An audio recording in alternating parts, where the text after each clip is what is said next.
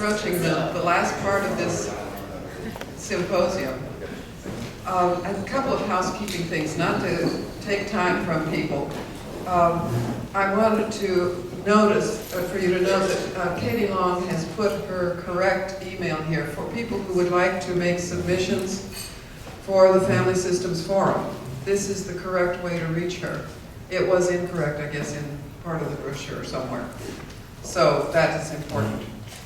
I'm looking forward to these three presentations because I've heard all these people present, but in a different context, in a different format. So I'm really delighted.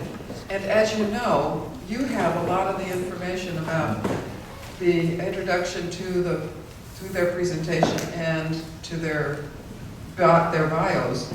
So rather than take the time to talk about those, let's hear them talk. And Dr. DeShong, delighted. I'd like you to do me a favor. I don't want anyone in the room to think of the color red. You know, think of a 5-year-old carrying a glass of milk practically up to the top, or depending on your family emotional process, a 5-year-old carrying a glass of beer practically up to the top. What's the best way to get her to spell it? Don't spill the beer. Don't think of the color red. Because you can't think of not spilling the beer without thinking of spilling the beer. And I won't ask how many of you thought the color red, but it would be virtually all of you. I got interested long ago, but it just occurred to me in the last 6-7 months when I started working on this paper that the law of unintended consequences is pretty important. And while the program says relationship therapy to Bowen, that's because it's an easy, convenient setting to talk about what I'm going to talk about. But I think this applies to anyone talking to anyone. Clergy, homeless people. I just think that it's helpful to keep some things in mind. The law of unintended consequences means that there's no interaction between human beings. I'm not sure about humans and horses, but between human beings, that does not have unintended consequences. You will learn things about me while I present that I don't know you're learning and that I don't intend, like whether or not I collapse on this podium or stand up, how often I scratch my head, etc. I intend to share some information with you that I think will be helpful. It may put you to sleep. That's an unintended consequence. Now, your best chance of tracking with me through this is the outline that I put together. I'm not guaranteeing that it will guarantee anything, but at least give you a fighting chance. I put extra copies up here if anybody doesn't have one and wants to get one.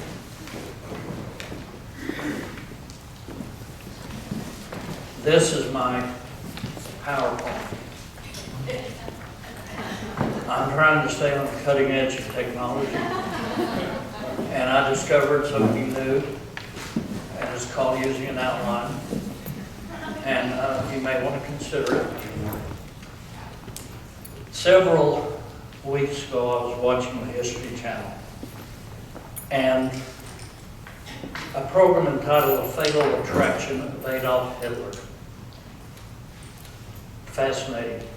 They were interviewing the son of Hitler's foreign press officer, who was describing Hitler's way of functioning.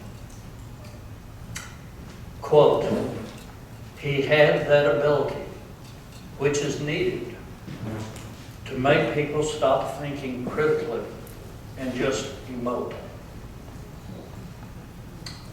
That really struck me. How many people in the mental health professions bring a similar ability to the clinical hour? How many of us are trained, perhaps unintentionally, to make people stop thinking critically in just a moment? I mean, after all, if you were trained when I was, if people were emoting, you were doing a wonderful job. So something good had to be happening. I think that clinicians adrift from any theory which they really know well, are more likely to rely on intuition, feelings, to keep them afloat.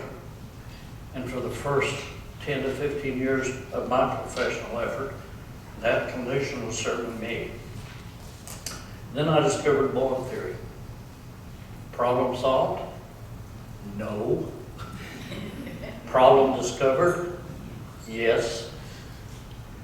I didn't know it at the time, but recognizing and being attracted to a theory was a better, much better outcome for me than finding another answer. Indeed, much better than if my response had been problem solved. I learned during the years of studying that one can also be adrift from Bowen theory without knowing it. A little knowledge is indeed a dangerous thing. Today, my focus is on changes in the client which are not intended or necessarily even in line with therapeutic goals, yet which still influence clinical process and client progress all the same. The actions of one human to another, again, always have some unintended consequences. I doubt that any clinician intentionally begins a session by cautioning clients of the dangers of too much thinking. But when therapist behavior is guided by their own emotionality, their own reactivity, something other than a well thought out blueprint, the likelihood of unintended consequences increases. Now, I have chosen to compare what I call very loosely relationship therapy or transference model of therapy with Bowen clinical therapy. And while I may forget to say unintended consequences some of the time, I'm thinking of unintended consequences. It represents, this paper, my current thinking regarding some of the potential pitfalls resulted from these unintended consequences when the clinician's primary focus is on the relationship between his therapist with the client with him, as contrasted with therapy where the clinician is doing his best to function in line with Bowen theory. The purpose of my presentation is not to critique relationship therapy, that's been done before, or to say that there are no unintended consequences when working from Bowen theory. My intention is to consider ways to minimize those consequences which interfere with the client's thinking for himself and staying in charge of his life. Furthermore, I am not saying that one approach is right and that the other is wrong. I used to think I knew that, but I don't anymore. I am saying that they are different, and I know where I stand on this issue.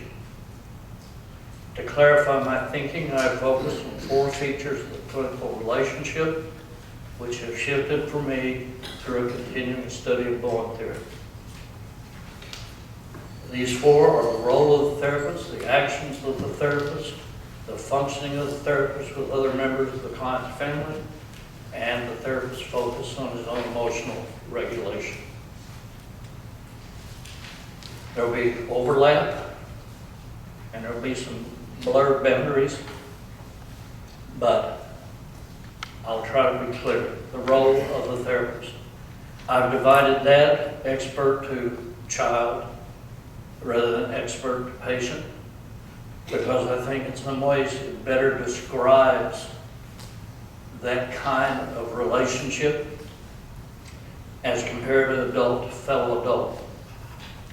When the clinical approach is an effort to resolve client troubles by permitting him to project onto the therapist, there are difficulties that are likely to surface unintentionally.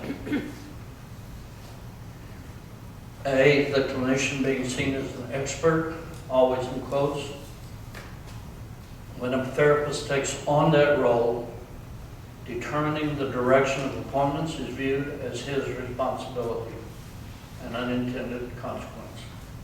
The clinician is seen as being in charge of how the client needs to change, and in such a one-down position, the client may well expend energy becoming highly tuned to the thinking of the clinician so as to know when and how to act. All without being told to, all without being given marching orders. It's just a byproduct. Depending on the therapist to lead the way, almost certainly will result in the client using less time between appointments to consider personal direction. In addition to the obvious over-adequate, under-adequate reciprocity, the client likely views himself as relieved of much of the anxiety associated with being the leader in his life. This approach further solidifies the impression that client change will occur through the efforts of the expert. B, when the clinician is seen as being more capable of responding in caring, helpful ways than were the client's parents, the client is more likely to distance, at least emotionally, if not physically, from his family.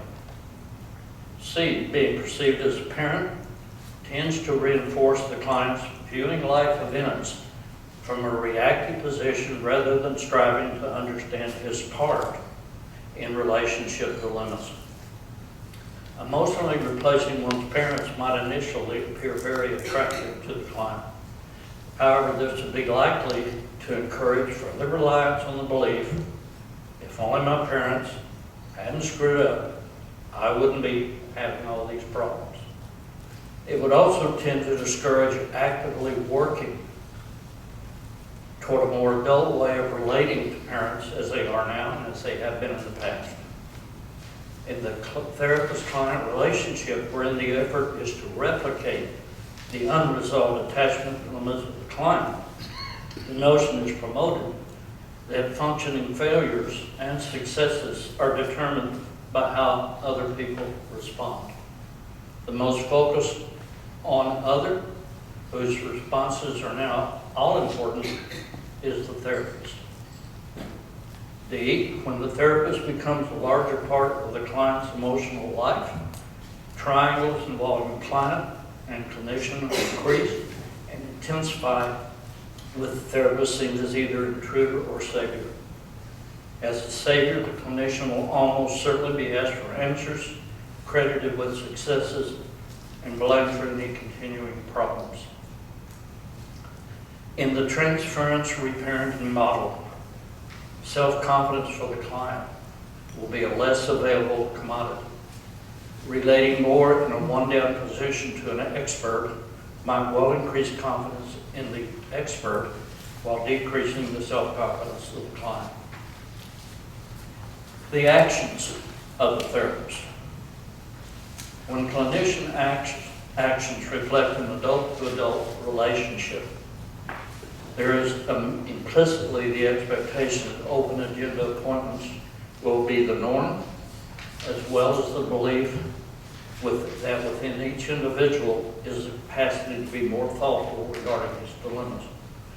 The Bowen theory-based clinician offers a different quality of interaction for the client than found in most other life situations. The nature of this unique relationship has to do, in my mind, with consistency versus specialness. First, to look at what the client expects when the clinical hour has to do with specialness as defined by the following variables. The clinician in relationship therapy emphasizes the special nature of the clinical setting over other possibilities in which he is willing to present himself as a blank slate. in his setting, on which the client can project his subjectivity regarding important relationships. The clinician makes every effort to avoid doing anything that might interfere with this process. Specialness usually includes the implicit promise that the client will not be responded to in any way that creates in him feelings that he has felt in other relationships of a negative nature. Consequently, such a special relationship promotes a validation of feelings, which reduces the likelihood of the client's developing greater objectivity. By infusing the clinical hour with almost magical or unreal specialness, the likelihood of the client assigning too much importance to the therapist while automatically tuning into the therapist's biases goes up greatly. To protect the quality of such a relationship, the client will be less likely to take charge or clearly view his own therapeutic journey. Consistency best describes the action of the client in Bowen theory, in a Bowen theory session. Consistency here means that the clinician will reliably operate from a theory rather than have his approach vary depending on the client's emotional ups and downs or on the client's presenting symptoms. The clinician operating from a Bowen theory perspective provides the client with the expectation of a different variety of specialness and one involving a different set of unintended consequences. The uniqueness of the clinical sessions are that they provide the client with an expectation of consistency. This special relationship is possible in that the clinician, while attentive, is clear that he has no personal investment in the relationship and no reason to guide the client in one direction or another. In such an arrangement, unintended consequences hampering the thoughtfulness of the client are much less a problem. Consistency is also reflected by the therapist taking responsibility for his own reactivity. By doing so, the clinician is defining himself as someone who values thinking and objectivity and who will do his best to provide an environment where the client is less likely to be concerned about the clinical relationship. This includes an open and ongoing effort to not become a problem for the client by entering his emotional field, what Dr. Kerr would call being in it, out of it, and in it, rather than in it and out of it. Consistency in this sense consists of a setting rarely found elsewhere, in that the clinician does not join in any alliance that might separate the client from his personal world. By striving to not be the most important person in the client's life, the consistency of the therapist supports client self-focus and his relationships to others in his, quote, real world. Along with the role and the actions, the third element of my shift in thinking has to do with the clinician function with other family members. The issue here to me is one of neutrality versus advocacy. Advocacy in the relationship model, the client has an expectation that the clinician will provide a safe haven for the client, meaning a situation in which his subjective way of viewing life dilemmas will not be criticized. This cannot be guaranteed, unless the clinician's perceptual set is one of objectivity, neutrality, and with no personal investment in the result of his work. In an advocacy relationship, the clinician functions as representing his client's point of view. To accomplish this, only one family member is accepted as a client. I've had any number of referrals from other professionals who have a client as a person as a client who wants to do marriage therapy or look at other issues, and they're referring to me because they don't want to taint their advocacy for their client. So to accomplish this, only one family member is accepted as a client, which limits the continuing data collection of the multi-generational family. I remember an article in the Austin paper several years ago. They were interviewing a psychologist about issues with family, and he said, if the family's giving you a hard time, get the hell out. Well, okay. That's one way of thinking about it. It's also abused by not only limiting the collection of multi-generational data, which would enable a broader view, it also leads to viewing clinical hours the best place to raise important issues. Some unintended consequences that will tend to surface with this arrangement. A, or one, the client is less likely to gain, again, greater objectivity in his life. Two, the clinician will tend to be overvalued and the input of the family undervalued. Therapist's refusal to see other family members is likely to further cement the client's reactive point of view regarding family members. Three, operating something like a lawyer. My apologies to any attorneys in the audience, who not only takes his client's point of view, but also works to persuade others of that perspective, will likely be viewed by the family as someone who believes he can do a better job of parenting. This belief will tend to play out on a continuum in one of two ways. The new, better parent may be viewed as a savior, whose appearance is the miracle that will cure the client, or seen as the intruder who is turning their family member against them. And four, the advocacy model promotes the client's continuing notion that to function better in the world or in his family, he must operate as the appendage of another. That is, to find someone to continue the advice-giving role, someone who supports a particular manner of function. Neutrality. The client's effort to operate with neutrality promotes a different set of consequences, including with a more neutral approach. While the client's point of view is carefully heard, it is heard as only one way of understanding family problems. B, neutrality is evident in the therapist's objectivity in thinking about family events and his willingness to include other family members in conjoint sessions. Even the process of collecting family data is accomplished with a backdrop of what it is to be human and part of all living things. While this position of neutrality may initially be uncomfortable for the client who expects an advocacy alliance, it is my view that neutrality holds much greater promise for the client's long-term movement toward more mature functioning. The last aspect that I will present today is about clinician functioning. It has to do with the focus on self-regulation versus monitoring client emotional ups and downs.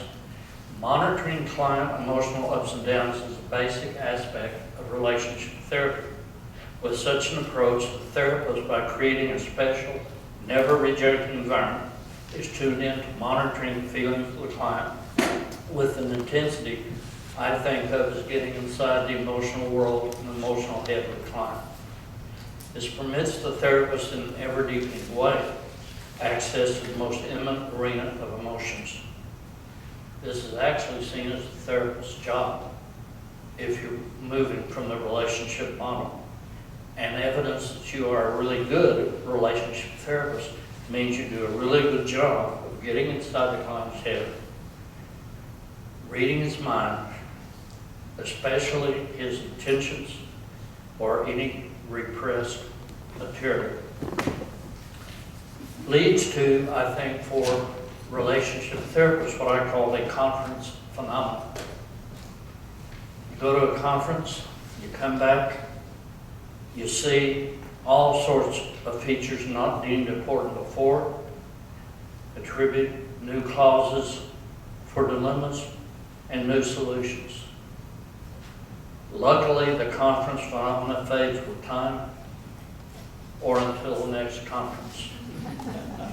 Unintended consequence of this process has to do with therapist over-attentiveness to the emotional expressiveness of the client, tends to encourage an expectation that the clinician respond in particular feeling-sensitive ways. Meeting this expectation risks replicating the emotional stuckness that initially brought out the client into therapy. The client is also more likely to monitor the emotions of the clinician. I've had a client who came in, second appointment, looked at me and said, "You're feeling better today." I was in trouble. I knew it right away. So, once again, it replicates the client's emotional process history. The focus on the emotional fluctuation of the client also shifts the therapist's attention away from focusing on the emotional process in the family. Self-regulation, you are making an effort to be attentive, working to stay outside the other's head, and trying to assist the client in his efforts to view his situation as subjectively as possible, which is much more likely with this approach. It's done by turning around what I call the emotions monitoring camera. That would be in relationship therapy fixed on the client, and now you turn around and it's fixed on you.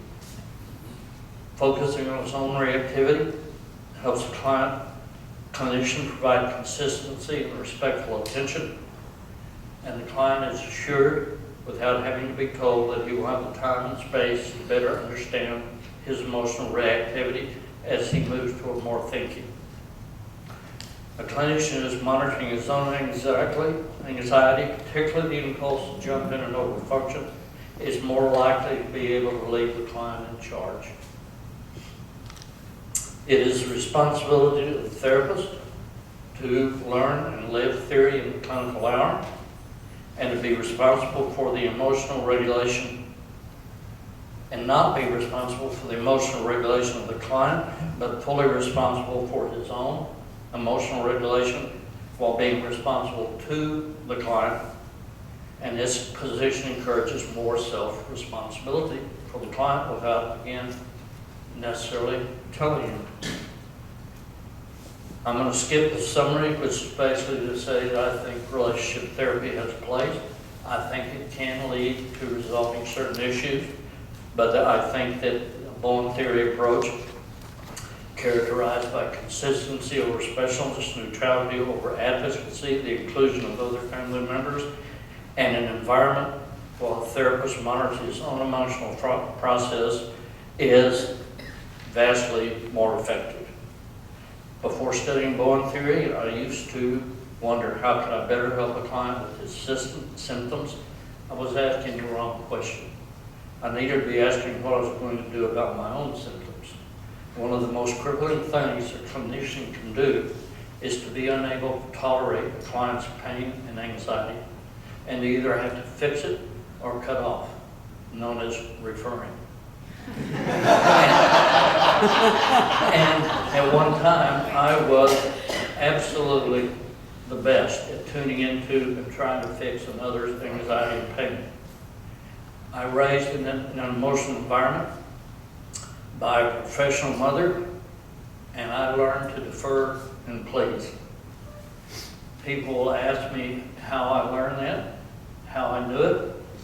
I had a near-death experience in high school, and it was my mother's life that flashed before my eyes. And the first psychology book I ever read was "I'm Okay If You're Okay." So I was well versed, and it served me well. It was a niche or a functioning position that was great in school all the way through college. Please make good grades. In the Army, it was like vacation. They told me when, what, how, where. It was great. I never had an original thought, and I have no question about it, until I was in my 30s. And then when I had one, I didn't know what the hell it was. But I finally arrived at a belief I was genuinely sure of within myself. It took much more time getting there than I had imagined. I had no idea how difficult that journey would be for me because of my adaptation to read the environment, know what to say, know how to please. The work to be certain of something internally is very real, very unique experience, and as even with the best supervisors and wonderful books on theory, it's a do-it-yourself job, almost. Thinking for self is a very, very different process than simply memorizing what other people I respected thought. If you don't fully understand this, I would encourage you to try thinking through one of Dr. Bowen's concepts rather than just accepting it, writing it down, and vowing to use it just because Dr. Bowen said so. This exercise will provide you with the experience you are trying to encourage clients to experience. And it's very difficult if you haven't experienced it yourself. Small wonder that too many of us, quoting Bowen, therapists, think that we need to tell clients what they need to memorize. Then we can grade them with confidence. Any clinician who decides to start thinking instead of trying to remember what Dr. Kerr said in Chapter 3 of Family Evaluation will find working with other human beings to be somewhat less difficult and much more satisfying. I think that Dr. Bowen would have agreed.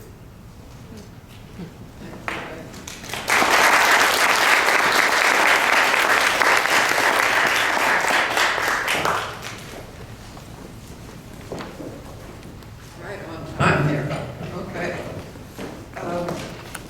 Let's see, I think Teresa Edmondson is next with her work in organizations, and take a look, learn a little bit more about her, and she'll have her time to present. Thank you so much.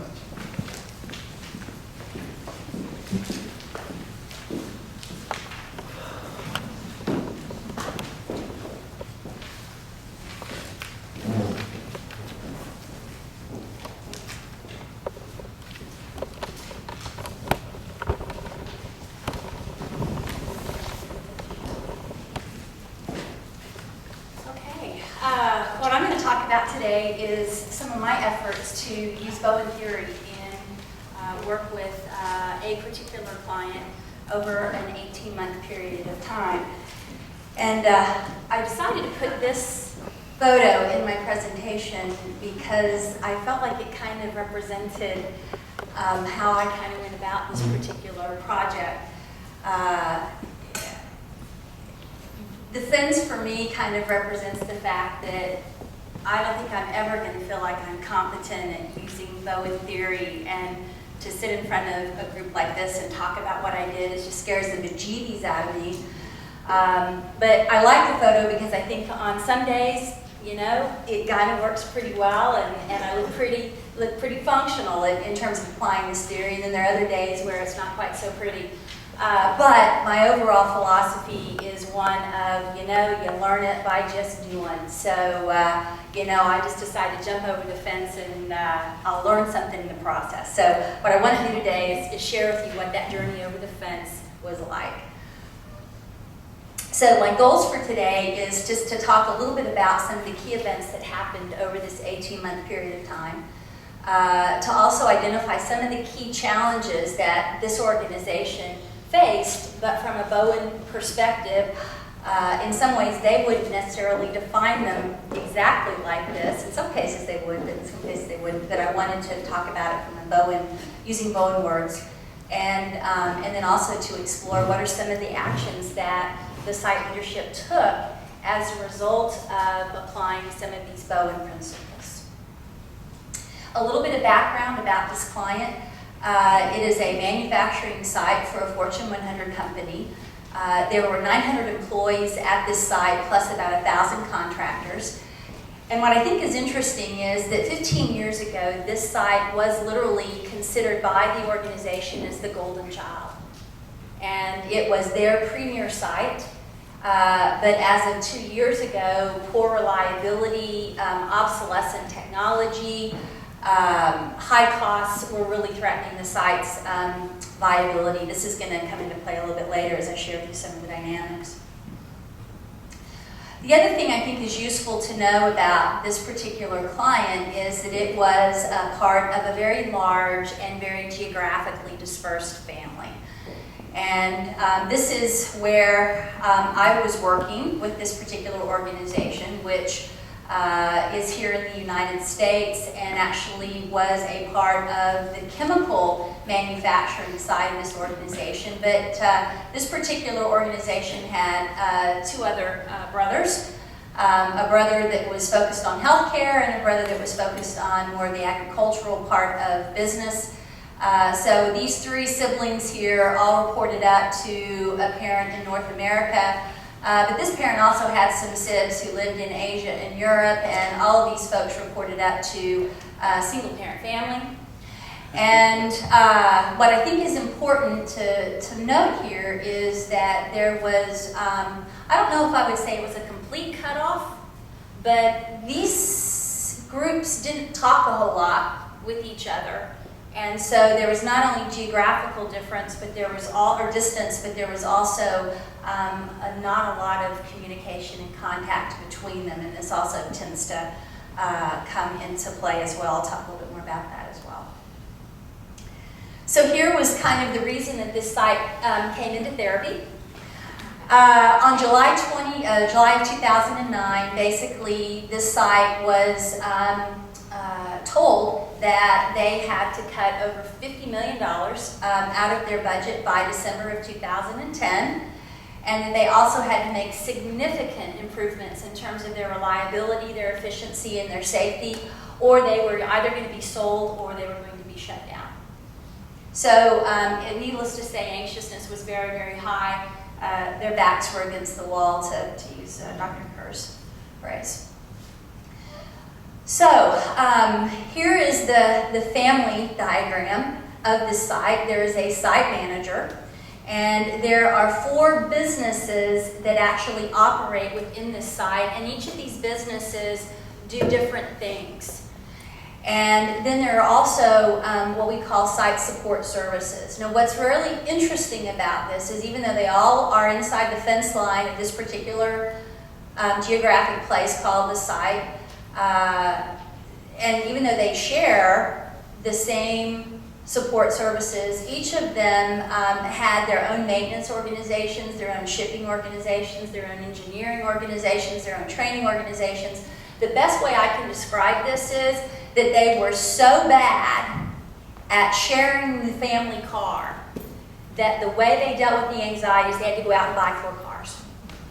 And you can imagine the implications of that on their bottom line. It was just horrendously expensive for them to operate. But this is how they were set up. What's also interesting to note is that each one of these business units, that's what BU stands for, actually did not report to the site manager. They reported to a VP who was located over in Europe. And I designated by these double lines, that is a sign of child focus or very, very close relationship. These business units, this is where they got their advice, this is where they got their funding, this is where they got their performance reviews. Needless to say, this VP was very important in these business unit leaders' lives. The site manager, however, reported to the head of the North American president, and that's where their marching orders came from. Are you seeing some potential problems here? So one of the dynamics that happened is that these site services, which one of their goals was that they were supposed to kind of bring consistency to the site in terms of how certain things were done. HR policies, how accounting things were done, how health, safety, environmental stuff was done. Their job was to bring consistency so that everybody did it the same way. And of course, this did not sit well with these business unit leads, and so what ended up happening is there was a real division, really a dismissiveness towards these site services. In essence, the business unit leads basically didn't pay attention to what they said, didn't really care what they said, and they were very much marginalized in the organization. The other interesting dynamic, surprise, surprise, is that these vice presidents of these different business units really didn't get along very well. And so if one particular vice president said, you know, it might be useful if we all did this, the rest of them would say, oh, that's a horrible idea. No, we're not going to do that. So we've got tension here.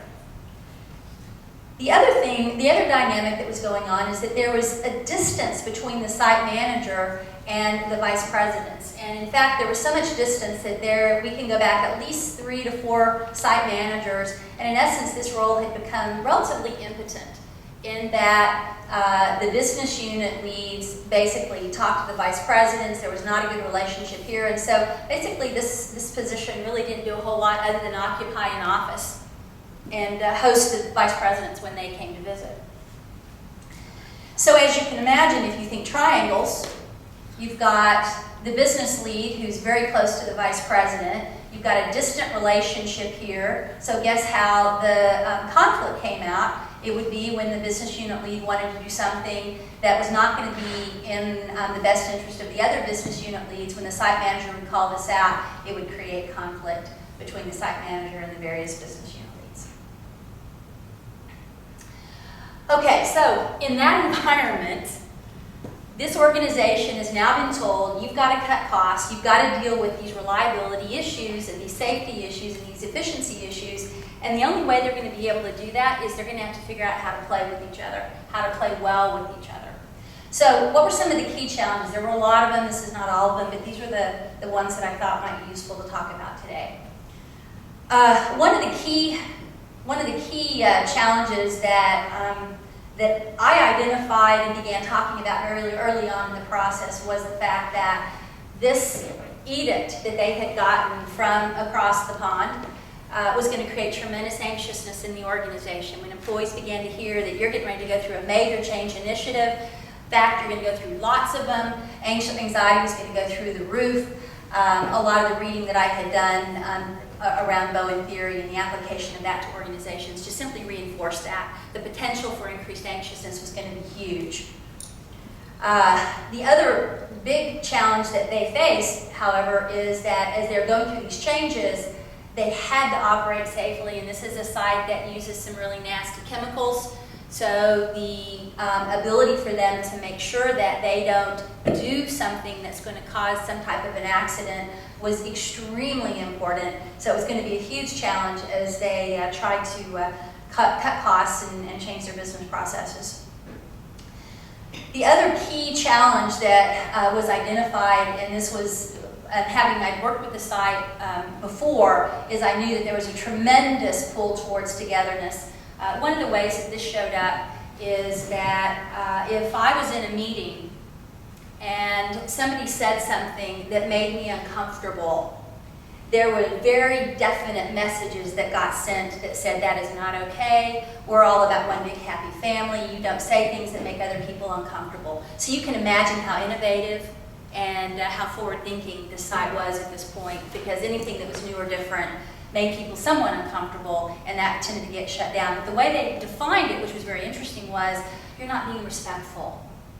We need to be more respectful of each other. That's how that ended up kind of playing together. So we knew that this was going to be, this was already an issue at the site, and based on Bowen theory, as anxiousness goes up, that tendency to kind of pull together and do everything together was going to go up even more. However, one of the things that we had to do is that we had to help the site get more innovative about how they thought about their issues and to come up with their own solutions. One of the things that was really cool about this particular situation is they made the decision not to use an external company that was going to come in with a band of consultants and do this change for them. They were going to do it themselves, which I thought was a tremendous statement of self. They had never done this before. And they simply only brought in one consultant to kind of serve to help with the emotional process, and that was the role that I ended up playing. So it was kind of cool that they were able to make that decision. However, the challenge was during all of this anxiousness and with all of this togetherness, how in the world were we going to get them to think in a new way based on the desire to not rock the boat.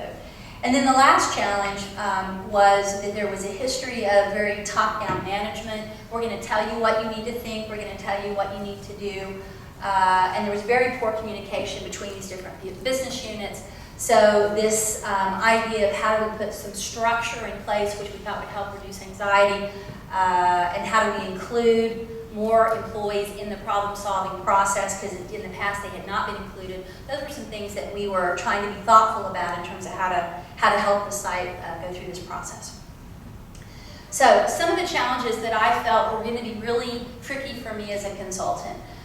This has been talked about a little bit already in the conference over the last couple of days, but one of the things that I remember Dan Papro saying is that he was quoting Murray Bowen, that you can't make a bean grow by pulling on it. And for me, that means trying to force feed people with Bowen theory, no matter how great I think it is. And I knew I had to be really careful with that, and that the site leaders needed to be careful with that. So one of the key shifts that we made is, instead of providing a bunch of classes and workshops and those kinds of things, what we did is we really began to seek ways that we could give opportunities to employees to do their own thinking about the changes that they were getting ready to go through and how they were going to go through this. It was a cool process to work. We wondered what the response would be, and it was fascinating, because when people really got, you really want us to do our own thinking about it. After the stunned headlight, deer in the headlight look went away, they actually started coming up with some pretty cool stuff, go figure.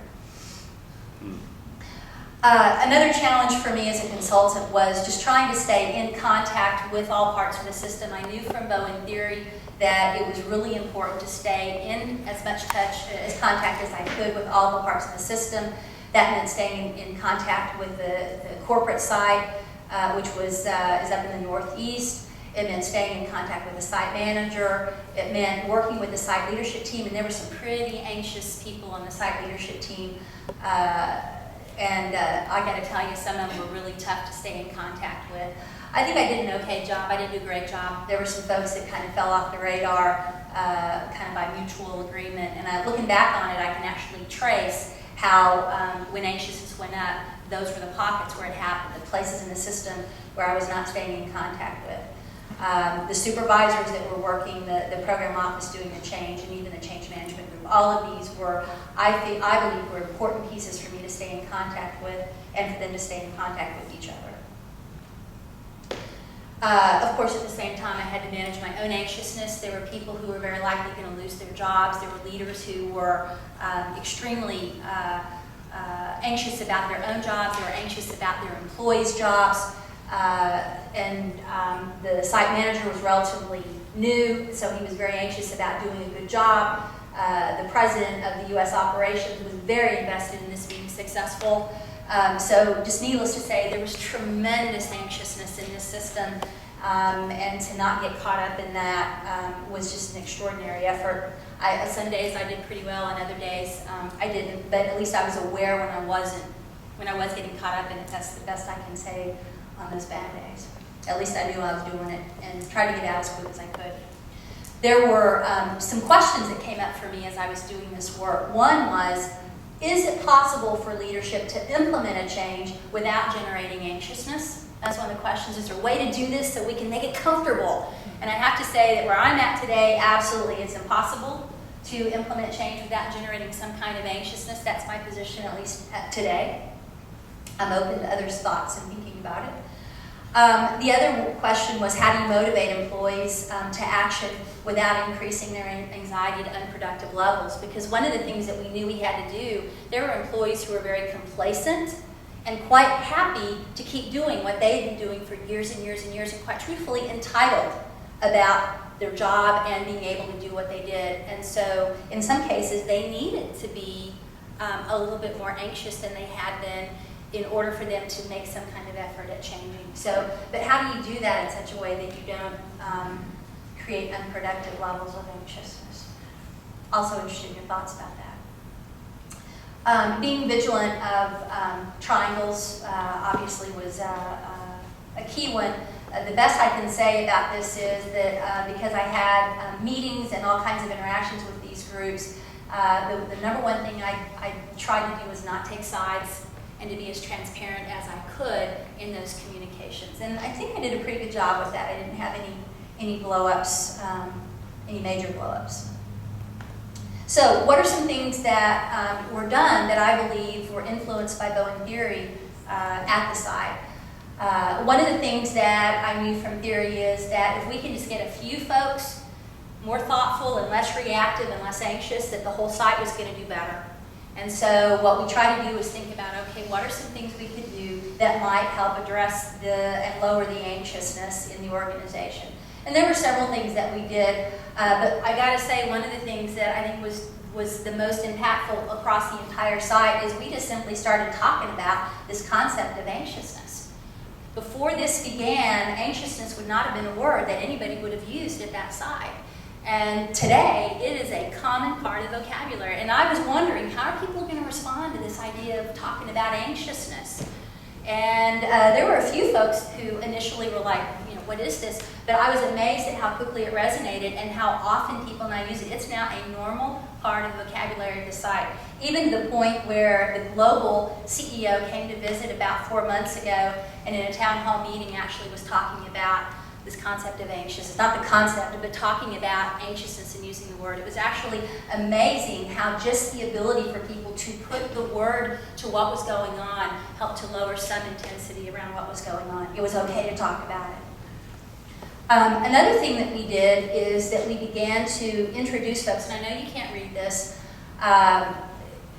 began to introduce people to the idea of what lower maturity versus higher maturity behaviors might look like around this concept of anxiousness. This is, I believe that for many people at the site, this was the first time that they'd even ever thought in these terms and thinking about things in this way. And I don't have any delusions for a moment that this led to any significant differentiation of self, but what I do think it did is that those folks who were perhaps a little bit more differentiated than others began to be more bold in stepping up because this began to be talked about as a desired way of the direction that the site wanted to go. So just to give you some examples, is my primary goal when I'm responding to something, is it to feel less anxious no matter what the cost, and often it meant throwing somebody else under the bus? Or is my goal to try and manage my own feelings of anxiousness without making the situation worse? Or on a really good day, is my goal to be able to do the right thing even in the face of significant pressure? And we literally just talked through about 5 different behaviors that would flow along that continuum to begin to help people begin thinking that life could actually be different if you were to begin to perhaps seek to operate in perhaps a little bit more mature fashion. I'll say a little more about that here. Bowen theory predicts that if we can get one person acting less reactively, that it will bring more calm and clarity to the system. And one of the questions yesterday was, how do you find those folks who start to step up and be leaders?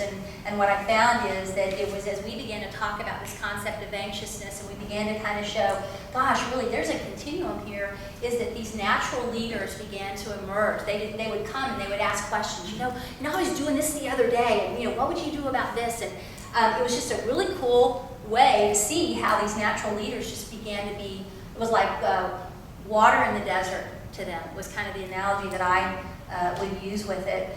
And some of them were in leadership positions, a lot of them were not.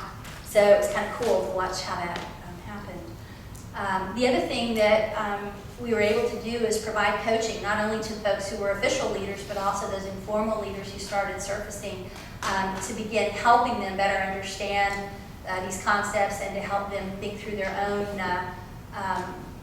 thinking about how they could be more thoughtful and less reactive to all of the changes that were going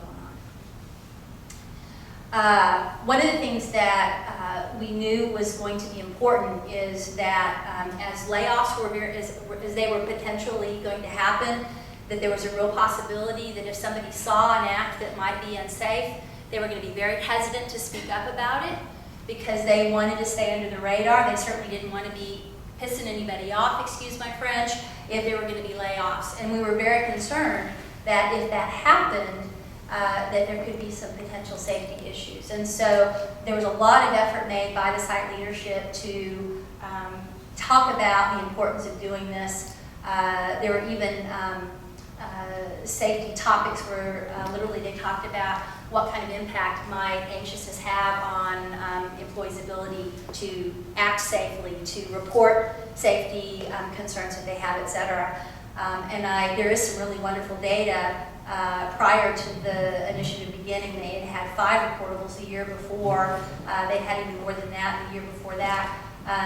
It's been 18 months now, and they are at 0 reportables. So something began to happen, and one of the other things that we saw is that there were indeed employees who were stepping up, and they were being bold enough to say, you know what, I don't think this is going to be safe.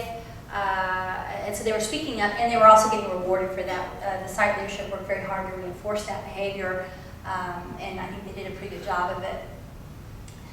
The other thing that we wanted to address was this whole idea of togetherness, and I really struggled with this one, but as I continue to go back to theory, basically you got to understand the different forces of individuality and togetherness in order to begin to really be conscious about how do I want to handle this as I'm going through these various changes. And so this is, back to that dog picture, I saw, we're just going to go for it. So what we did is we began to talk about this. I think the wording I got was from Leslie Fox's book, Leading an Organization in Anxious Times. But this continuum of human functioning in the workplace, and of course this is basically Murray Bowen's scale of differentiation of self. And we just began to talk about this to employees and get their own thinking about it. And I've highlighted in red the 4 key behaviors that we're focused on. One is down the bottom of the scale is when employees are highly sensitized to emotional disharmony, to the opinion of others, and to creating a good impression. So basically, employees wouldn't say what they really thought, they just said what they thought their boss wanted to hear. Periodically, employees would get dogmatic, authoritarian, overly compliant, accommodating, rebellious. This would also happen from time to time. And so we began to talk about these behaviors and then what it might be looking like to have the courage to stand firm and to, without insisting that others are necessarily wrong. And those were the 4 that kind of we talked about a lot in the site, and employees began to do their own thinking about it. It's kind of cool to watch that process happen.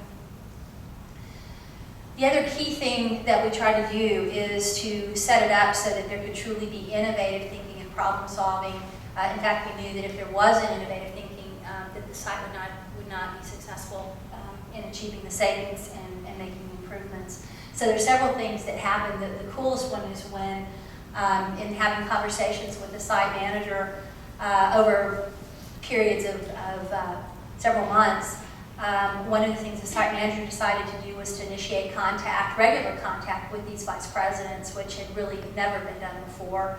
Had to do a lot of managing of this group here, had to do a lot of managing of the global CEO because he was not following hierarchy. So there was a lot of interesting political dynamics that went on there, but was able to do that and eventually was able to set up a steering committee that required them to actually collaborate together, and actually, this had never been done before, actually went to them and said, look guys, if you want us to fix these things, we're going to need about $150 million to do that. But because of the contact and because of the relationship that he had built, he actually got the funds, even though they knew that it meant they were probably going to have to give up some of their individual control. So that was a huge movement in terms of this organization, and one of the things that happened almost immediately when that steering committee was happening, when the money was awarded, is the intensity and the anxiousness in the rest of the organization began to go down as they watched the site leader really define himself with the rest of the organization. The other thing that we did is, again, that same concept of helping people begin to think about lower maturity versus higher maturity in terms of how we deal with it when people bring up ideas that I don't like or that I don't agree with, how to not shut down other people's ideas, etc. Again, I have no delusions about the impact of this, but what it began to do is it began to get people thinking differently about how they engage with each other. And this was also actually these behaviors, which are now part of the corporate culture, are now part of the performance management process. These are now things that managers are being asked to do on a regular basis and be measured against. And then the last piece was try and provide some structure and including employees in the process. And so basically project teams were formed. They recruited diverse experience from across the globe to help encourage new thinking about these issues. There were clearly defined charters that basically said you've got to create cross-site cooperation and collaboration as a part of your solution. So it helped to give them very, very clear, they couldn't blame each other. They were going to have to figure this out together. This was really important, regularly scheduled report outs. It helped to minimize triangles with BUs going to BUs and basically horse trading. If you'll go with this, we'll go with this, and we can get what we want. And basically, it eliminated the ability for folks to go behind the scenes and manipulate the process. Anxiousness went down as the various business unit leaders had to stay in contact and had to discuss things, and collaboration actually began to happen. The other cool thing is that some of these informal leaders that began to surface were assigned to be part of a change management team, and we actually had opportunities to do more in-depth Bowen theory with them as they sought to kind of coach these teams around managing the reactivity in these processes and trying to do things that would help these teams manage their own anxiousness and come up with better, more thoughtful solutions. The other thing that was done is that there was tremendous communication about all of the changes that were going on. You can imagine 15 different teams. These were affecting literally every process at the site. The more that we could tell people about what was going on, the better they did. And so literally there was communication constantly from a very big picture point of view. And whenever possible, we tried to bring in data from the industry, data from the global organization, all of which I think helped to reduce the anxiousness and help people understand the context of the change and its impact on them. So here are the results today. They'll continue to implement the last parts of the changes through March of 2011, so not bad. They're about 3 months off of the goal of having it done by the end of December, but that was the right and thoughtful thing to do rather than trying to force it. Levels of communication and contact between the business units and the employees across the site has literally been unprecedented. We know that not only from self-reports from the various units, but we also know that just from the types and the number of communications that are now happening between the business units. Very measurable. The changes have gone better than they've ever gone at the site. We know that from previous initiatives where literally changes were put in place and within 6 months the site had reverted back to what it was doing before, and that has not happened. Anxiousness is down. I'll talk a little bit more about how I want to measure that, but I haven't been able to do that yet. They exceeded their savings, and they were able to improve their stats, and we've had several leaders emerge as a result of the process. Can we ask you to have the other available when we talk? Absolutely. Okay, thank you so much.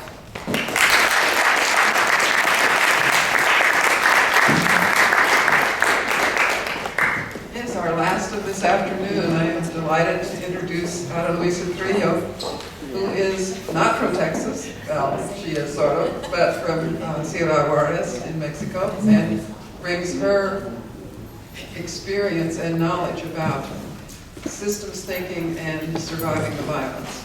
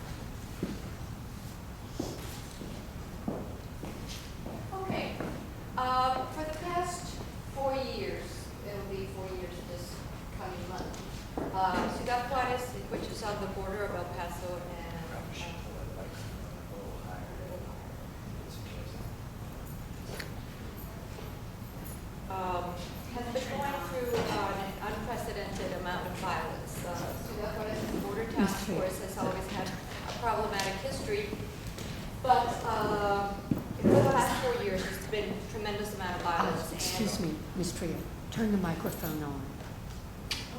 I'm sorry. So sorry.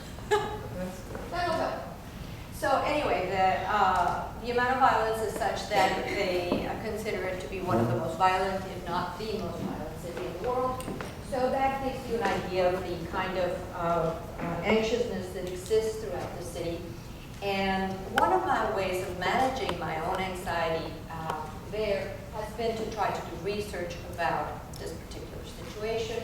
And so this is an effort to look at the situations, to put you a little bit in touch with, what goes on. I got this out of YouTube, and I think this might give us a little bit of an idea of the setting.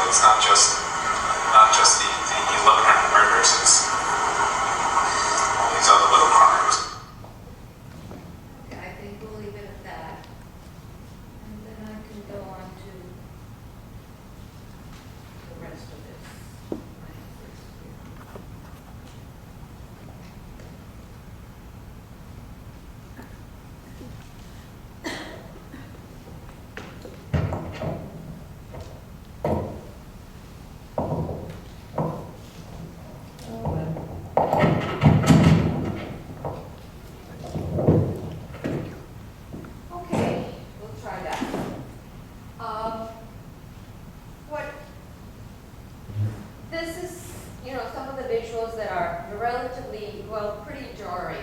And we get used to this, but it's been difficult over 40 years, and things have not improved, so, you know. So I thought of the issue of post-traumatic stress, and I looked up this information and found an article by Rachel Judah and Joseph Ledoux, which talked about it and defined it in terms of the experiences of fear, helplessness, or horror following threat of injury or death. And I thought that that was very much part of what was going on in the city. It was characterized with co-occurring symptom clusters, which are a re-experiencing of symptoms, avoidance of symptoms, and hyperarousal symptoms. So coming from there, I wanted to look at this phenomenon, or as what could be considered, could go on in Ciudad Juarez. And even though it is not a declared war or a war situation as we might expect in Vietnam or Iraq or whatever, it is certainly a war situation. So there's a difference there. PTSD also occurs in natural disaster, but this is of course not a natural disaster. There's some similarity with the constancy of war in the Middle Eastern experience with Palestine and Israel, but again, a little bit of dissimilarity, mostly because of the effectiveness of the Israelis in terms of handling some of that violence. In the Colombian experience of the 1980s, we found that this is probably the most similar experience that was there. I did a review of the literature and found several things in the different types of generators of post-traumatic stress. As in Chile, in beginning of the year 2010, there was an earthquake, and these people in the University of Chile was basically discovered that the proximity of the event, in terms of the physical proximity and the emotional proximity, had a great deal to do with the trauma. And also that another predictor would be whether the injury or the event had been voluntary or it had been just part of a human action. Another study was the study done by some Harvard researchers about the war in Sierra Leone and the child soldiers there. And I thought that it, part of what Stephen Porges tells us would apply in this particular situation. He says, to effectively switch from a defensive to a social engagement strategy, the mammalian nervous system needs to perform two important adaptive tasks. One, to assess risk to see if the environment is safe, and two, to inhibit the more primitive limbic structures to control the flight or fight response. And I've included the tender befriend, because in some instances of the people that I looked at, we would have that response. And to increase the advanced neural circuits to support pro-social behaviors, so the emphasis on the social behaviors. The study by the Harvard researchers basically said that if the community was able to deal with these child soldiers and provide them with social supports, with schooling, etc., that the associated behaviors indicated proactive and adaptive behavior. The Middle Eastern experience, I took two studies, one from Casa Separada, who is a Sephardic organization in Spain, and it looked at the figure of 10 to 30% of the children affected by violence in the Middle Eastern region as having traumatic consequences. And then it's talked about the fact that the parents did not realize that the behaviors that they were observing in their children were in fact part of that traumatic impact. And so, and the availability of the resources in the community was also a factor here. And then there was another study, which I think is very important at the University of Haifa, and it had to do with the bombing of Kiryat Shimona, which they took a measure of the the stress in that community, and then observed in Cafayona, which had experienced a televised experience of the event. And the stress levels were very, very similar. So some of what's happening in our city is that there is tremendous communication through televised modes, through YouTube, through internet, through television, radio, whatever, and people are totally aware of where and when all of these things occur with a great deal of detail. The drug war in Colombia is also provided some interesting information. University called Universidad Psicológica in Bogotá provided this information that migration for that phenomenon was a very much of a solution, and we find that in Ciudad Juárez migration definitely is part of the solution. 300,000 people have left the city within the last 4 years. Historical review of the violence manifests the impact on developmental possibilities of the population. There's hopelessness, there's lack of goals, there's low self-esteem, there's loss of emotional ties, there is altered relationship structure, and greater violence. Not a surprise. So I wanted to say, where does Bowen theory stand with this? And what I was thinking of, well, this is part of the automatic emotional process that individuals have, and their resilience to be able to recuperate is something, or their capacity to adapt is something that Bowen referred to in his chapter, and in page 307 I found that particular thought. And then one of the major revelations of the human family was that the functioning of individuals, including internal psychological, physical functioning, as well as behavior, are far more regulated by relations than previously thought. And that was a quote from Dr. Kerr's book. Maybe I don't know if there was a quote this morning that said that. At any rate. And so my question was, can observation of the distribution of anxiety in the family system and in the community at large be shown to produce mitigating or exacerbating forces in the manifestation of PTSD? And if so, how does this occur? The intention of this pilot study is to cast a wide net to permit a more focused research question in the future. In it, I will look at the impact of the event on the individual's physiological response, the impact of the event on the individual's social functioning response, and the impact of the event on the individual's functioning in the family and the family's functioning and symptom development. I selected 4 individuals from 4 different incidents of direct exposure to violence and at different socioeconomic levels. This was an open-ended questionnaire directed primarily at factual data on the incident and the impact of the incident on the victim's physiology and social and family function. The family diagram of the person involved in the incident was included, and it has the nuclear and extended family in it. To have a measure of the physiological reactions to these stress events, or whatever, at least one measure of the heart rate variability was taken of these 4 individuals.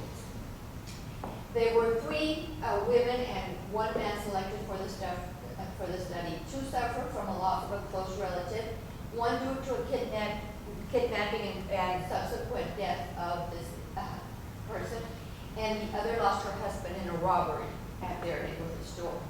2 were witnesses to killings, 1 while she was washing the dishes. The neighbor next door was shot down, and her son went out to give him help. And the other was on her way home from a parent-teacher conference, and sicario or killer stood right next to her car and shot at his target. So that was the thing. 2 of these individuals have economic advantages, 2 do not. The principal criteria for selecting these people was the access that I have to them. And I tried to select for similarity of the gravity of the event, or also to the similarity of the intensity of the experience. Then I considered at this point that maybe later the steroid instrument on level of differentiation might be appropriate to measure level of differentiation. And I also took some demographic questions, which I've included here. Questions about the violent incidents. Again, they were open-ended questions, and they were as follows. The date of the incident, time elapsed since the incident at the time of questioning, description of the reactions of feeling at the time, changes in sleep patterns, eating patterns, frequency of contacts, ability to concentrate, energy levels, evaluation of risk, irritability, decision-making, isolation, and focus worry on others. Questions about recovery were what has been helpful in the recovery and what has hindered or delayed the recovery. Have there been additional symptoms, and if so, how have they been dealt with? Interviewee 1 lost his brother on May 27th, college graduate, engineer. He is deeply concerned about his own safety and that of his brother and his sister-in-law and her children, whose father died, or his brother was the one that died. So he sees her as more vulnerable. He and his children are one of his children is the only one left in Juarez, and his wife. The 2 older children are in college, and he frequently is away from the city for work. And he is hypervigilant, irritable, and has difficulty sleeping. At the time that I took this is about a year after the incident, and this was his heart rate beats per minute and his coherence score according to the HeartMath measure. So he looks pretty good, as far as I can tell. This is his family diagram, and this individual is the one that he is most concerned about in the family and who is having some symptoms. The others do not appear to be having any symptoms. This is the one that was killed after the kidnapping. This individual seems to be a leader in the family, and he has a strong business and seems to, just get people together and so forth. But so he's pretty functional in this regard. Interview 2 is the 46-year-old widow who lost her husband on November 30th, and she had the greatest amount to say and had the most details surrounding the death and so forth. She trained as a teacher. She has no religious affiliation. She has described her emotions initially as fear, anger, and then she tried to she has had difficulty sleeping, lost 20 pounds, built a 2-meter wall around her house. She has reduced contact with her nuclear family and in-laws, but has gone back to her mother in another city, and is tried to reestablish contact with her father, whom she had never met. Ability to focus decreased, frequent falls, decreased of energy, loss of interest, effort to reconnect to family origin, unable to follow through with work plans. She seeks out her husband's killers, frequently dreams of her husband is still alive, and she walks the streets hoping to be assaulted and die. She reports that her son has some gastritis, and then she has frequent headaches, and her mother got sick and died after that. After 3 to 4 sessions of biofeedback, this was the response. She was now working. She had gone on a trip. She had, seemed to be, coming out of it finally. And I just, that had some implications for my research assignment at any rate. So these are the 2 people that had symptoms here, and this individual with the red is the mother who died about 18 months after the death. Interviewee 3 is a 43-year-old woman who is a physician, and she was the one that was in the car and the sicario started shooting. She described herself as unable to move at that time. She looked straight ahead. She turned around, saw the guy, turned back around, waited for the light to turn green, and kept going. And she tried to call her husband and just, this tend befriend kind of experience or type kind of response. She reports changes in habits in eating, unable to sleep, relationship pattern changes, more focused on her nuclear family as opposed to her extended, and reports loss in concentration and less energy, more aware of risks, limiting social context. She has more isolation, worried about several members of her family who have also received threats and have had other experiences with violence. So this is her measure on the heart math, which was 2 weeks after the incident. And then 4 months after, this was her result. So again, some resilience there. In this family, we have all of these people, including, of course, this individual who is the subject. All of these people have had some experience of violence.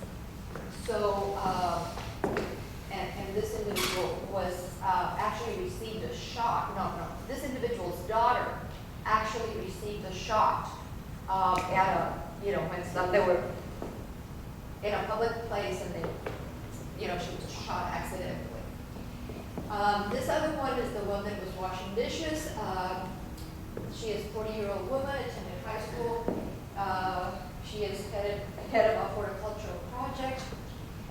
She described herself as being deeply affected. At the time of the incident, she described herself as overly sensitive to noises, having a great deal of fear, and her oldest in particular, the one that tried to help the guy that got shot. She lost appetite, worries about brother, no changes in her ability to focus, but decreased levels of energy, more aware of her surroundings, described herself as very irritable, and more focused on her son, and she tries to overfunction, or that's my word, she tries to do more for her children, and has tried to maintain contact with extended family. In terms of the recovery, she thinks her children's rebellious, gives her a little bit more stress, and the ability to have done a little bit of that biofeedback, she thought that would have been helpful. Again, another problem with the research design. This woman mentioned that she described herself as an emotional instability in her son. This is her results in the heart rate variability, but this was about 6 months after the event, so, and after having had the biofeedback. These are social kinds of symptoms that her family is having. My own personal experience occurred on November 7, 2010, which was 2 months ago. At my friend's funeral, our car was carjacked at gunpoint with my husband getting into a scuffle with the guy that was trying to take our truck. I decided to use myself as a subject, so I obtained HRV data for 6 days after November 10th, and then completed the questionnaire and included my family diagram. Here I am, wife, mother, grandmother, born, etc., described as really finding some surprising things after the incident. I had anger and fear initially and a sense of hopelessness, during the first 5 to 10 minutes after that incident. I was totally surprised, taken by surprise, unaware of the danger, in spite of the fact that I had expected myself to be overvigilant.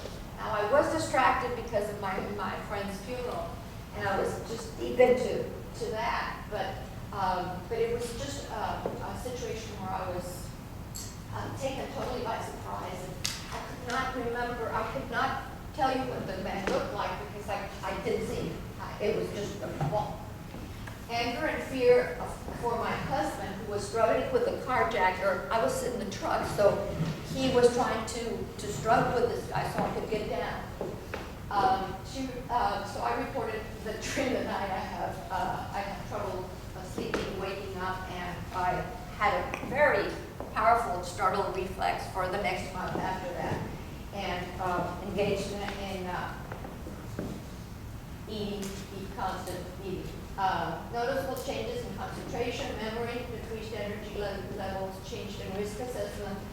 I had previously been all over the city and not feeling any particular reluctance to go, but now I do. I haven't really leave my safe area. I am more irritable with my husband, have more feelings of frustration and sadness, and keep calling to make sure he's safe when he's not at home. And then I started to make alternate plans for solutions to the problems for our family in that, and have had more contact with friends and family, and there's been no additional symptoms in the family. Here's my heart rate variability in 2009, way before the incident. This is November 18th. And this was on January 5th. So what I thought was good was that I could see how I was before and then, you know, how the progression is. I have not been on the neurofeedback equipment, and I have not been doing the heart math exercise as it was expected to be produced, but just to look at my heart rate action. So this individual died at the beginning of the year, but there's been no symptoms so far. It's only been 2 months. And this is an anxious family, but so far so good. So overwhelming emotions were present and all. The feeling of fear, anger, hopelessness, etc. suggested in previous studies used for this subject. Physiological changes were manifested to different degrees in all victims, 2 with severe changes. The proximity of the relations in the husband as being the most near, and that represented more of re-experiencing avoidant and hyperarousal symptoms. The other had she was interviewed right after the event, and also she had other individuals in her family that had been going through this. And so in this effort for the HRV, I just, I would have preferred to have had no biofeedback when I took the initial measure, but that wasn't how it happened. So, if I were to repeat it, I would try for that. Future research, I would improve the sample size. I would standardize the timing of physiological measures. I would use the HRV only for measure of response, not as biofeedback. And then I would select 3 subgroups, if possible. 1 with neurofeedback and Bowen systems work, and 1 without either. And the administration of pre and post measures of the HRV at 6 months and 1 year after the incident. And then I would also have audio recording of questionnaire responses. So with that, I have a few quotations from Dr. Bowen, which basically brings us back to my question: what is it that happens in situations of such high anxiety? How does the emotional system in man produce resilience, or how does it manifest mitigating or calming influences in the emotional relationship system, and how does it exacerbate them? So anyway, that's it. Can you leave that on there? If people would like, that might be useful. If anybody wants a copy of this or whatever, email me. I'll write my email on the We'd like to have the speakers move up here so that we can have almost an hour here.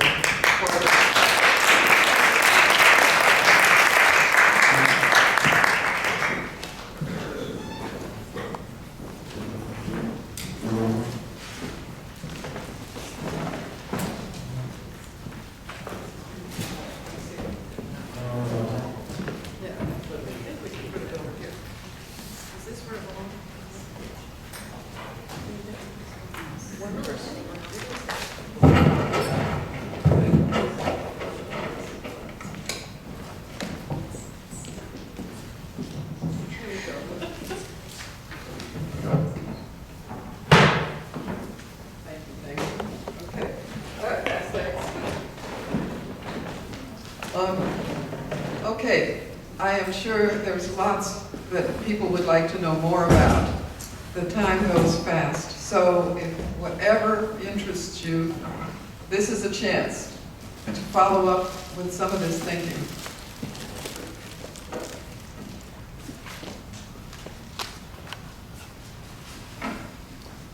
It goes fast and it takes a minute or two to think of the ideas, but go for it. Can you hear me? It's on. Teresa, I wanted to ask you, when you were interviewing the groups or the organizational leaders, how did you go about talking to them individually, or did you do it as a group continually, or did you talk to each person on their own? I had regularly scheduled, I would attend their site leadership team meetings, and we would have conversations about behaviors and things that were going on. So there would be group settings, but then also I had one-on-one meetings with them as well, to talk about what their own levels of anxiousness were, and just to kind of let them do their thinking about the change process. So I would say both. And the other thing that I thought was very, very helpful is that all of the managers and supervisors and leaders at the site got a copy of Jeff Miller's The Anxious Organization. And so it was a way of folks beginning to have some common language that they could use to talk about some of the things that were happening. I have one more question for Ada. Or comment, and wanted to see if you would comment. It seems like the symptoms of the post-traumatic stress disorder seem very similar to the grieving process, or people that have lost somebody. Can you comment on if there are any differences, or are they very similar? Frankly, you know, We have to speak. I don't really know. My experience of grief, I'm not a therapist. I do biofeedback and neurofeedback, but I'm not a therapist. So it's my own experience of grief. But it's that hypervigilance and that, constant being aware of your surroundings to a much greater degree than at any other time would be, I think, the difference here. But there is a grief to this. Now Dr. Kerr is here.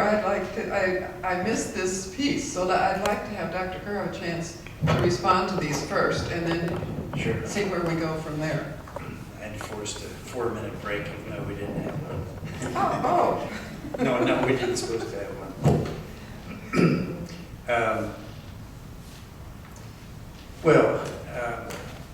Comment just on each of the three made for a very fine afternoon. That's obvious, I think. Really, when I listened to Hal DeShong, I was recalling a paper that Walter Toman gave in, I think it was probably 1980, at a conference we had in Washington, in which he did a presentation about the principles guiding individual psychotherapy that I thought was quite extraordinary in terms of what he covered. And in this one, Hal did a comparison of principles governing individual psychotherapy versus an approach using Bowen family systems theory. And this thought he did a very fine job. He had some really good stuff in there. The kind of thing that I'll say what not Victoria always says, but she says you can research this, and I said you can write it up. Such things I think are valuable to write up. The contrasts you provided. One little vignette related to the old individual model and why I, in many ways, admired people who were willing to really go to the mat with it. I was invited to be at a conference aimed at the borderline personality. This goes back a long time. And everyone there talked about it from an individual framework. And I was there to talk about, quote unquote, the borderline family. And, but I had enjoyed mostly listening to the people from the individual framework because they would get into these intense transferences with these so-called borderline people who tend to be people who are very expressive emotionally, more to the extreme than maybe the average, and who try to become the good parent to provide the corrective emotional experience. And then these people become like their children with the expectations of the parent. And the average therapist said, we could do this 2 to 3 years, then we got to pass them on to somebody else. And then hopefully the belief was after 3 or 4 therapists, the whole thing would get resolved. Quite a contrast, but I admired the guts of some of these people to wade in to the intense transference and not be afraid of it. I know Ellen Sachs, who we had for our schizophrenia meeting, now coming up on 3 years ago, gives a description of when she was in psychoanalysis with I think she was a Margaret Mahler type analyst, and very, very good. I mean, she could, and Ellen Sachs described, she would dump every psychotic thought and misery and association that she ever had, now, past, and future, into this hour. And this analyst could just sit there and take it and not be afraid of it. And then Ellen Sachs would get up off the couch and go back to class and do very, very well. And through that process, talk about relationship therapy. She got through and got her master's degree as part of her Marshall Scholarship at Oxford or Cambridge, I forget, and came back to the States. But then she's gone through one analyst after another ever since, but is doing beautifully. So I liked your point of not judging that. It's one way to go, but there's an alternative. Anyway, very finely done. With Teresa, I wrote down, wow. I mean, I don't know much about organizations, but what you appeared, who was the we? Did you have help with this, or did you do all this yourself? Well, I was thinking about that actually. Sorry.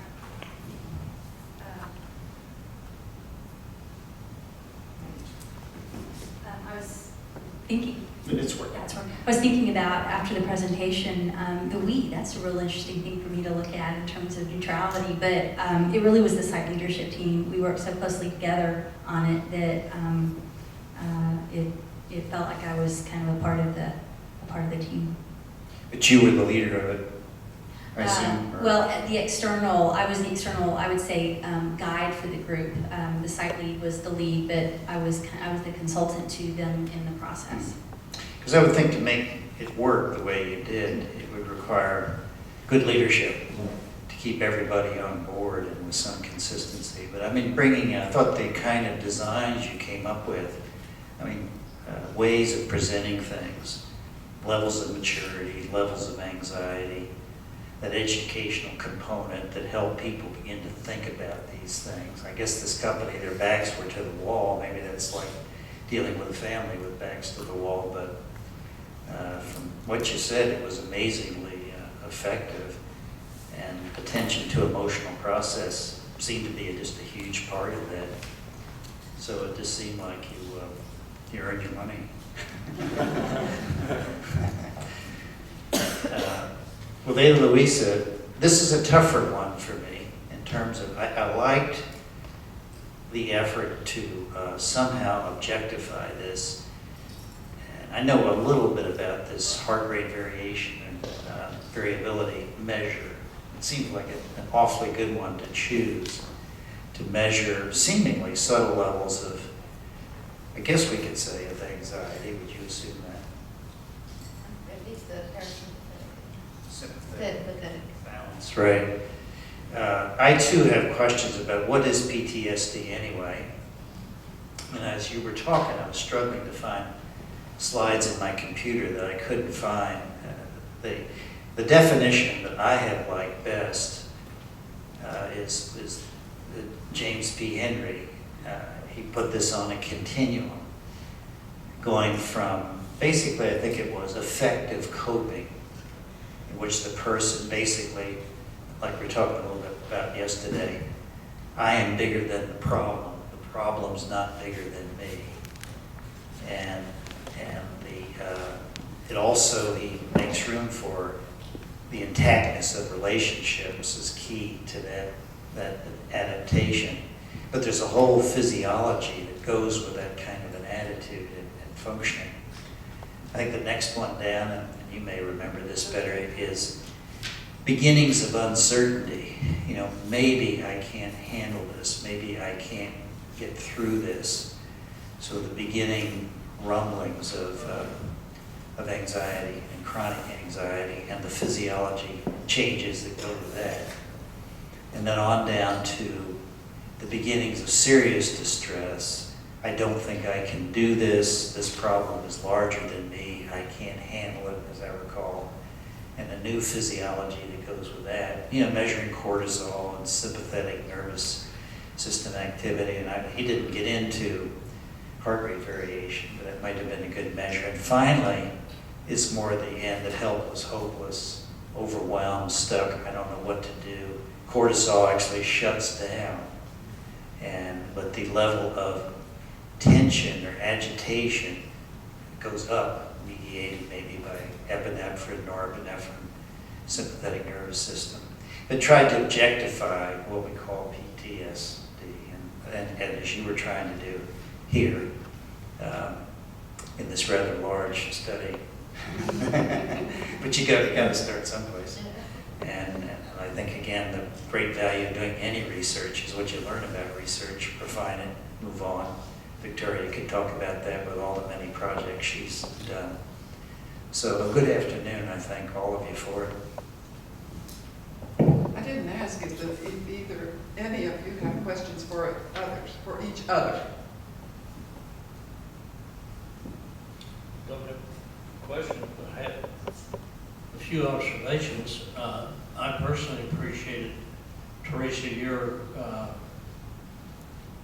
mirroring your experience as though we're a family, because I think that thinking about organizations that way is helpful. And your cycle of increased anxiousness all the way up to need for innovative thinking. It's a pretty good model to use with families and clients. So I saw a lot of things that could be transposed. And there was most of my comments about Dr. Bowen are from videos, tapes. I only met him once and attended a program he was doing in Leavenworth, Kansas. But he was talking once to somebody. He apparently had a secretary at one time who was rather difficult to deal with, a real overfunctioner, don't get in my way, or I'm going to get my job done. And so somebody was saying, why do you put up with this woman? And he said, because at the end of the day, I like to make sure that the South 40 is plowed, and she's going to get plowed. Well, if I had a South 40 and I wanted somebody to plow it, I asked Teresa. Ada, with you, I was born in Ada. I can't help thinking about that when I meet somebody with that name. Of course, mine was in Oklahoma. Please keep that to yourself. I agree with Dr. Kerr. You got to start somewhere. I thought it was a good start, difficult, but better than not starting. Heck of a challenge. It seems to me you learned a great deal about it, and I suspect it was very helpful to you at this time in your life in terms of a structured project that you could get involved in. Anyway, if you had started with just very research design, I would have retired from anything to do with science. So I thought it was very good start. Hal, one of the things that you said in your presentation, I think I'm remembering this correctly, is that when you were thinking about the idea of relationship therapy and you went in to see a therapist and he said you look better today and you kind of knew you were in the wrong place. I think when I was on the therapist side of the equation, one of the reasons I actually left doing one-on-one counseling and family counseling is that I didn't feel like I had any really good tools. And truly, I was taught in grad school, eclecticism is the way to go, which really was a way of saying that none of them really worked. So you kind of try, take the best pieces that you can and hope and pray that somehow you'll make a difference. And so I so resonated with the looking at, and that's not to say that I guess I should qualify that. I don't think that it never works, but for me personally, it was very unsatisfying to use relationship therapy. So it was interesting to hear your comparison to that. I appreciated you doing that. I also would say that I'm thrilled that I believe that Bowen Theory gives us tools that we can use not only for the one-on-one therapy, but also the businesses. It's really cool. There really isn't that much of a difference. I mean, the tools are the same, just happen to be different people.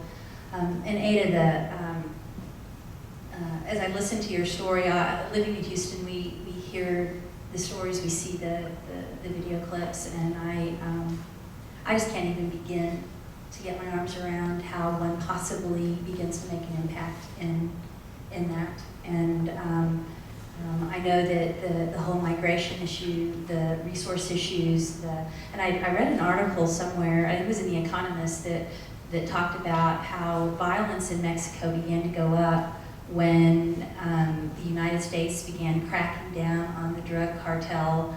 I think it was in Colombia. And that, in essence, the issue just really kind of got shifted. And so this whole idea of immigration and being on the border, just all of those things come into play as such a huge issue. I so admire you tackling it. I don't even know where I would begin with that. But thank you for sharing. The one thing that I can say about that is that the issue of drug trafficking and the issue of violence is very complex, to put it mildly, and I don't know that I can begin to understand it, and certainly I've been trying, but this seemed to be a little piece that I could digest and personalize in 2 or 4 people and try to understand the experience of these 5 people on the border with constant hypervigilance, with constant bombarding of this type of news, and just try to keep thinking in the midst of the activity and the general. Yeah, I think that was one of Henry's things in that far column, was the hypervigilance. That was key. The shutting down of cortisol. Is that in his book? Or in an article? No, I think it's in an article. Okay. Yeah, and I've got the slides somewhere, but I was fascinated with the attitudes associated with changes in physiology and changes in the kind of health problems associated with it. And also the protective function, maybe at some level, I don't know. One of the, it wasn't clear, it was a client who said to me that I looked better that week. And that, I knew I was in trouble. Anybody who's monitoring me that close, because if you'd asked me, there's no difference as far as I can tell. An unintended consequence, for sure. And the fact of the matter is, when I was in the Army, it's relative, you can't make bean grow faster by pulling on it. I was in the Army and making about $68 a month at that time. And I borrowed $20 from this guy. And when it came time to pay him back, I didn't have it. I looked at him and I said, well, you can't get blood out of a He said, no, but you can stomp hell out of the greens. So I found the $20 pretty quickly. So you can't make it grow faster, but I think you can certainly stop it from growing. Okay. Thank you. Are there people who would like to, okay. Welcome. This is working. Yes, that one is working, I think. Check to see if, yeah. I'm loud anyway. I just thought I was really into object relations for a while. I was working with some really tough clients, and I really liked the model, and especially the borderline narcissistic, had everybody pegged. I went to this conference in Chicago, and I was one of the people presenting, and I was doing like the client who comes in and says, I have this friend. I was trying to pull that. I had a relative that I was having difficulty dealing with, so I went ahead and described him as a client. And the general consensus of the leader in the group was, I should refer them immediately and never be in the same place with them again. It wasn't particularly helpful. Oh, thank you. Okay. Yes, it's interesting. Ada and I were talking about some of these things on the plane. So, the things to me that are really fascinating is that here she did this research with these women, and then not very long after, she in fact experienced a very similar thing. But I think if you look at her bibliography, when you were talking about that, Dr. Kerr, about the cortisol levels and all of that, it's really fascinating. One of the articles, I can't remember which one, but look at her bib, and it was just fascinating. It was looking at predicting who might be more susceptible to PTSD as it was described. They defined it and gave the characteristics, and who might be more susceptible to that. And then it talked about also, your cortisol production slowing down. And to me, that was a very fascinating article. So definitely put that on your list. Hey, do you know what's the title of that one? Do you remember? I can ask. You can ask. I have it. Okay. She has it in her book. You can ask Okay. Ada, but yes. Okay. I'll get it. Yes.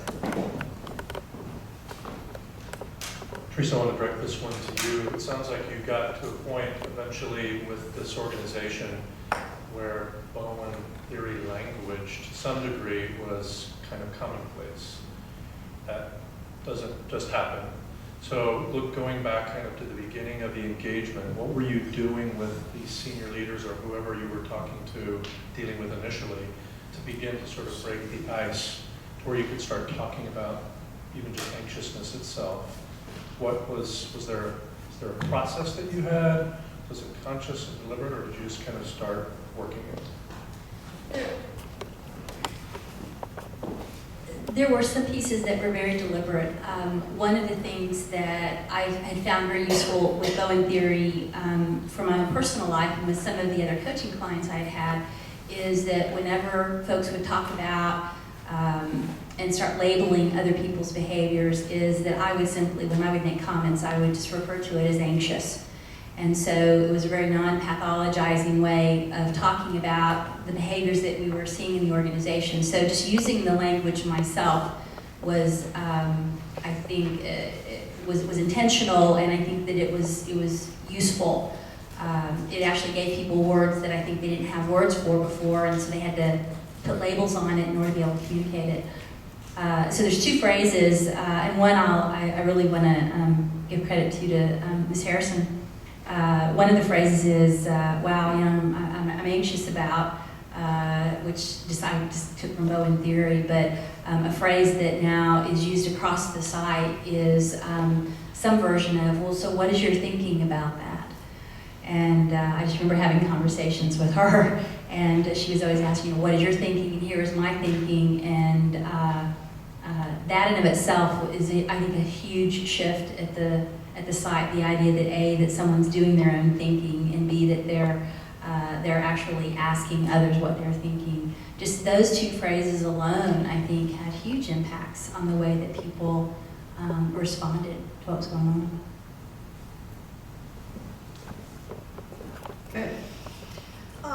Teresa, I was just kind of amazed because as you described this organization, it seems like it would make perfect sense for them to hire an entire team of people, or maybe for each one of the places to hire a team of people.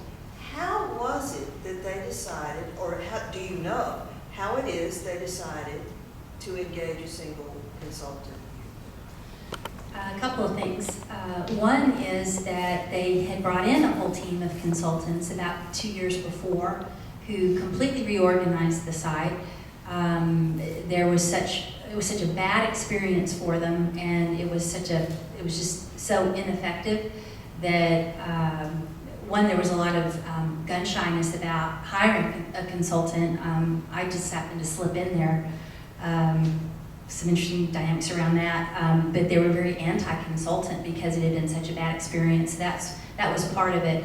But I think the more functional part of it was that there were several, and it's interesting because they were not on the site leadership team. They were actually informal, I'll call informal leaders, one of whom ended up leading the change management group that was defined for that whole project. And has since been promoted to the site leadership team, is going to be an extraordinary influence on that group going forward. But was willing to stand up. Actually, was a female too, which is unusual in this very male-dominated organization. But stepped up and basically petitioned the site leadership team and said, "I believe that we can do this ourselves. And here are the reasons why, and here's why I believe that what we did before, bringing in this army of consultants, was not useful, and that if we do it from internal," and she and I had talked about Bowen theory for the past year or so. I'd worked with several of her groups, so she had kind of an advantage in that we had talked about these things ahead of time.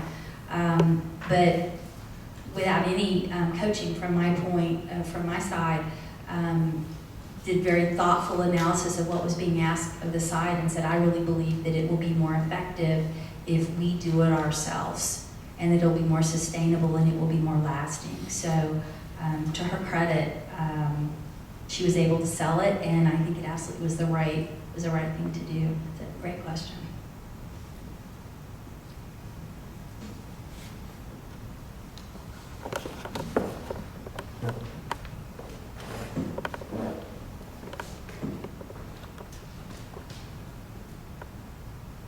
One thing that I thought about after listening to your presentation, Nada, and your remarks, Dr. Kerr, thinking about PTSD and thinking about it from a Bowen systems perspective, and wondering about applications for military families, because military families would have some distinct disadvantages, I would think, from a Bowen perspective when it comes to recovering from PTSD, or what we would call PTSD, or just symptoms on that continuum.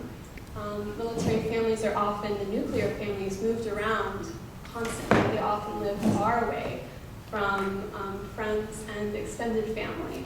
And the person who is experiencing the trauma is furthermore completely isolated even from the nuclear family while the trauma is occurring. Then they come back home, and there are all kinds of interesting dynamics with people reintegrating into their nuclear families, their extended families, their communities. And I wondered about your thinking on that. I think it came to mind because one of my good friends, her husband is about to be deployed for the 4th time, but it's the first time since they've been married. And I wonder about that. How do you help military families, or rather, how can we think about military families and strategies, perhaps?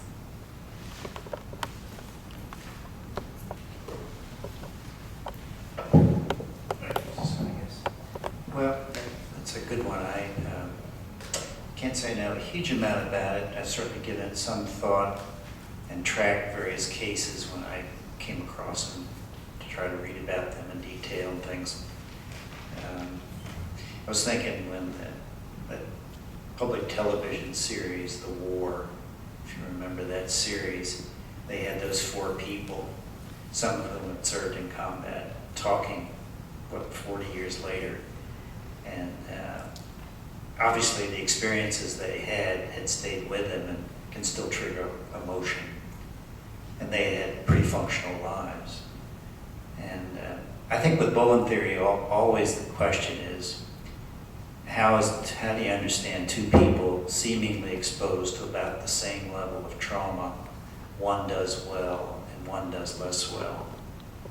And the assumption, I think, that I would make is the differentiation of self, not only of the individual, but of those around that individual, plays a part in what's going on. The Washington Post did about a 3-day series of a family that lived in, I think it was Martinsburg, West Virginia. No, they went to the VA in Martinsburg, West Virginia for help. The husband came home from a couple of tours, had some bad combat experiences, was okay for seemingly the better part of a year, then married this person who had been married before, divorced, and I think she had a couple of kids. And somewhere during the first year of the marriage, he began to have these flashbacks and increasing difficulty. And they were starting to go up to the VA where he had 100% disability. And the whole focus was on him, and for reasons that are pretty easy to understand. And he was becoming less and less functional, and she was becoming more and more over-functional and more frustrated. And this, again, I thought, well, where do you separate out the family problem from the PTSD problem? This seemed to be clearly the case. And a few other cases that I have some familiarity with, I think that's in the picture and probably most often ignored. How to figure out it's not just a symptom within the individual, but it has something to do with the relationship system too. And I think that's where Bowen theory can be useful to the military, is to try to help deal with the families. Of course, the problem in the military, I think, same thing. I was in the Navy for 2 years, and one of the things I did is we get these kids who came to boot camp, and they had a psychotic break in boot camp, for which then the Navy assumed full responsibility. And often I would call the family, and the family would say, well, he was fine when he left here.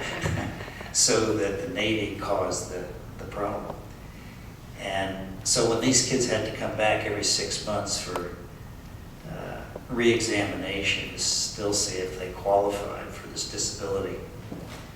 And I would try to get generally the kids who went psychotic, these were not entitled kids or kids who were trying to get away with anything.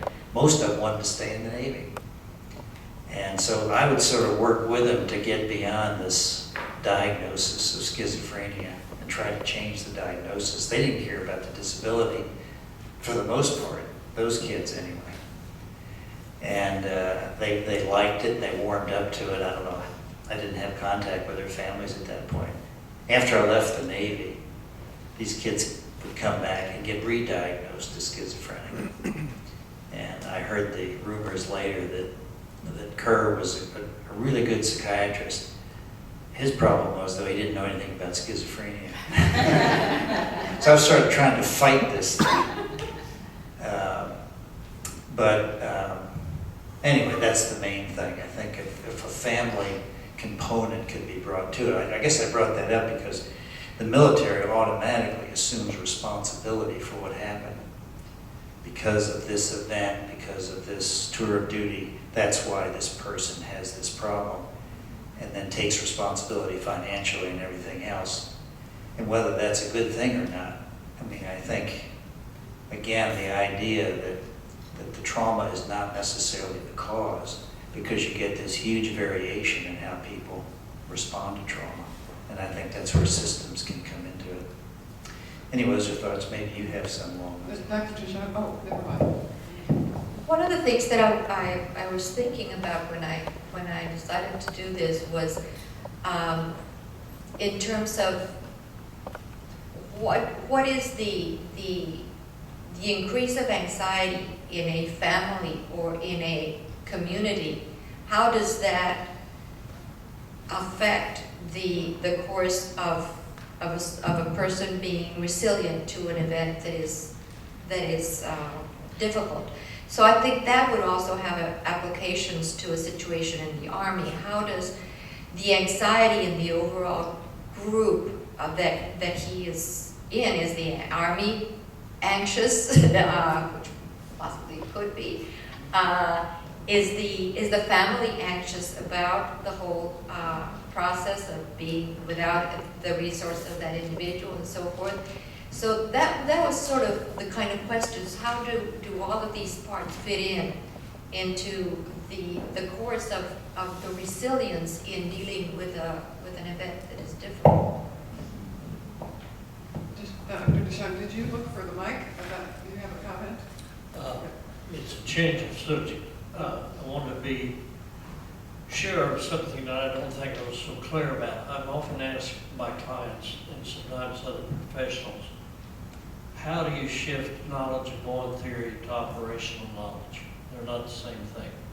All that college requires is knowledge. Memorize, feedback. Don't really learn much. But to me, the answer is going through a process which I found painful, and it takes time. You can't do it quickly. Of taking some of Bowen's comments, some of his extemporaneous comments when he would be doing a program, and ask myself, well, he says so, what do I think? And really start taking apart an idea and thinking about it for myself. That's the process that we are, in a sense, asking clients to do. It really is I couldn't believe the first time I did it. I had a sensation in me that was like, what is this? But what it was I finally found something I believed in. But when I first started studying Bowen theory, it was very much like my favorite story about Woody Allen. Allen said, I took a speed reading course. I read War and Peace in 20 minutes. It's about Russia. I read Family Evaluation and said to Barbara, it's about families. It takes more than that. So I just want to make sure I made that point. Ms. Harrison?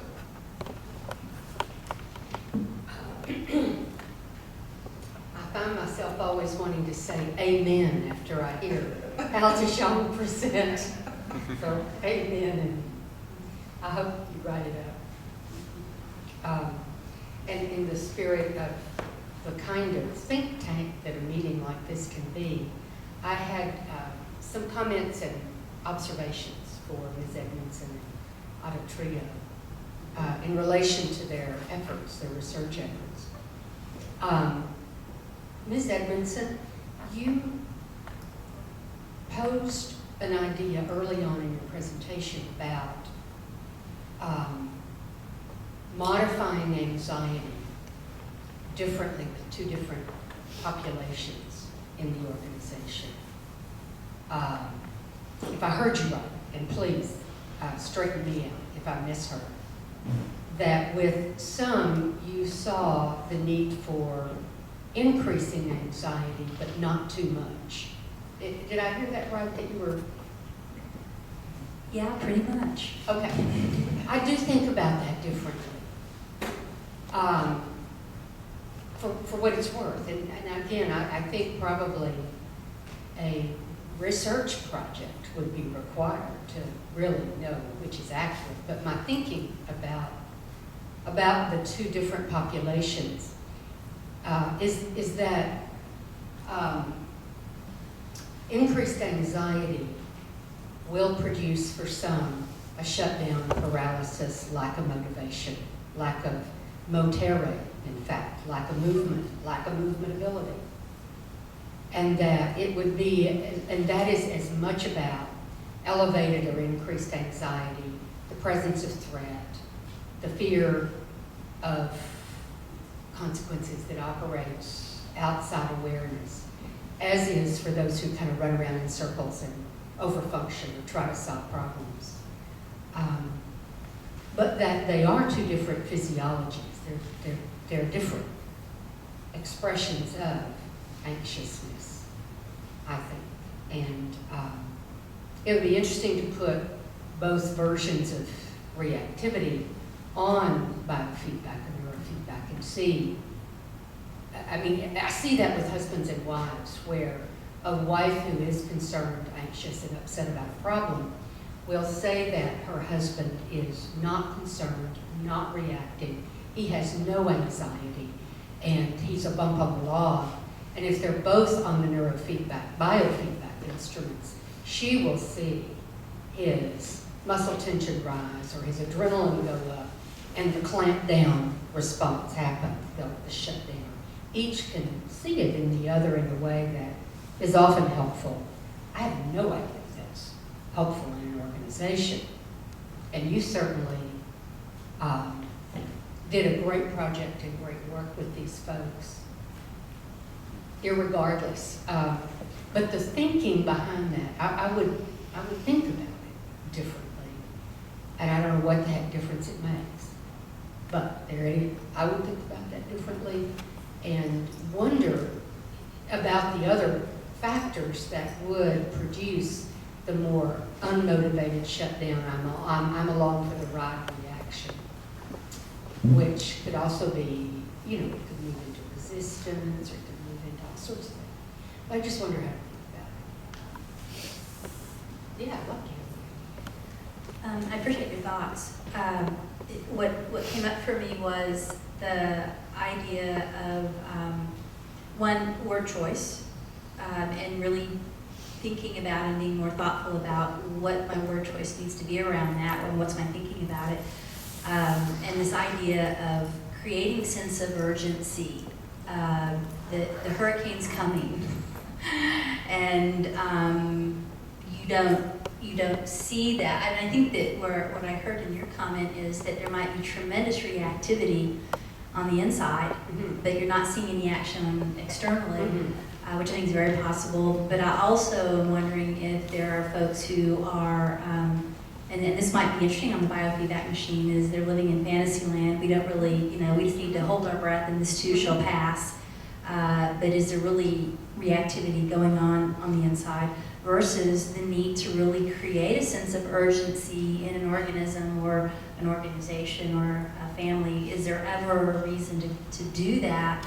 So your question has spawned, of course, additional opportunity for me to kind of think through that. I'm not sure what my thinking is on that. I mean, it's speaking from ignorance as it pertains to the organization, but I think in general, a principle I hold is to be factual. And if one is factual about income, outgrow, the budget, the way I struggle with that is to come out on the principle of being as factual as possible and being as thoughtful around the facts as possible with people who may or may not have the perspective of the factual information to gauge for themselves how to prepare for or deal with the situation. I have no idea if that is that. Let me scoot on here and make a comment or two to Ms. Trillo.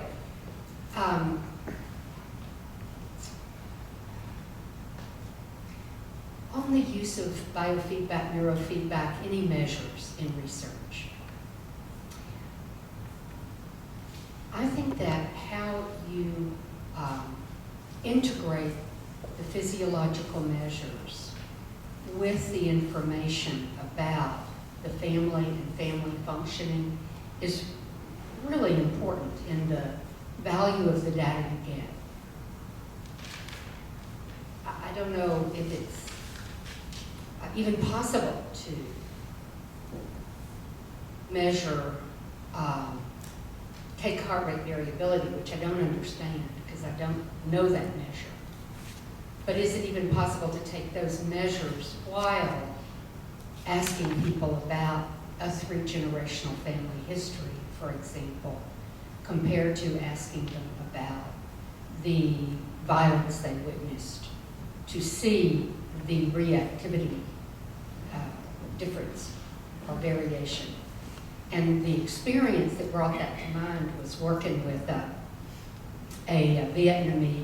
Vietnam War veteran who was missing in action and was captured and tortured in one of the concentration camps. Not concentration, he was in isolation, actually, in torture conditions, and had long-standing physical symptoms. I saw him probably 15 years after he was released and returned to the States.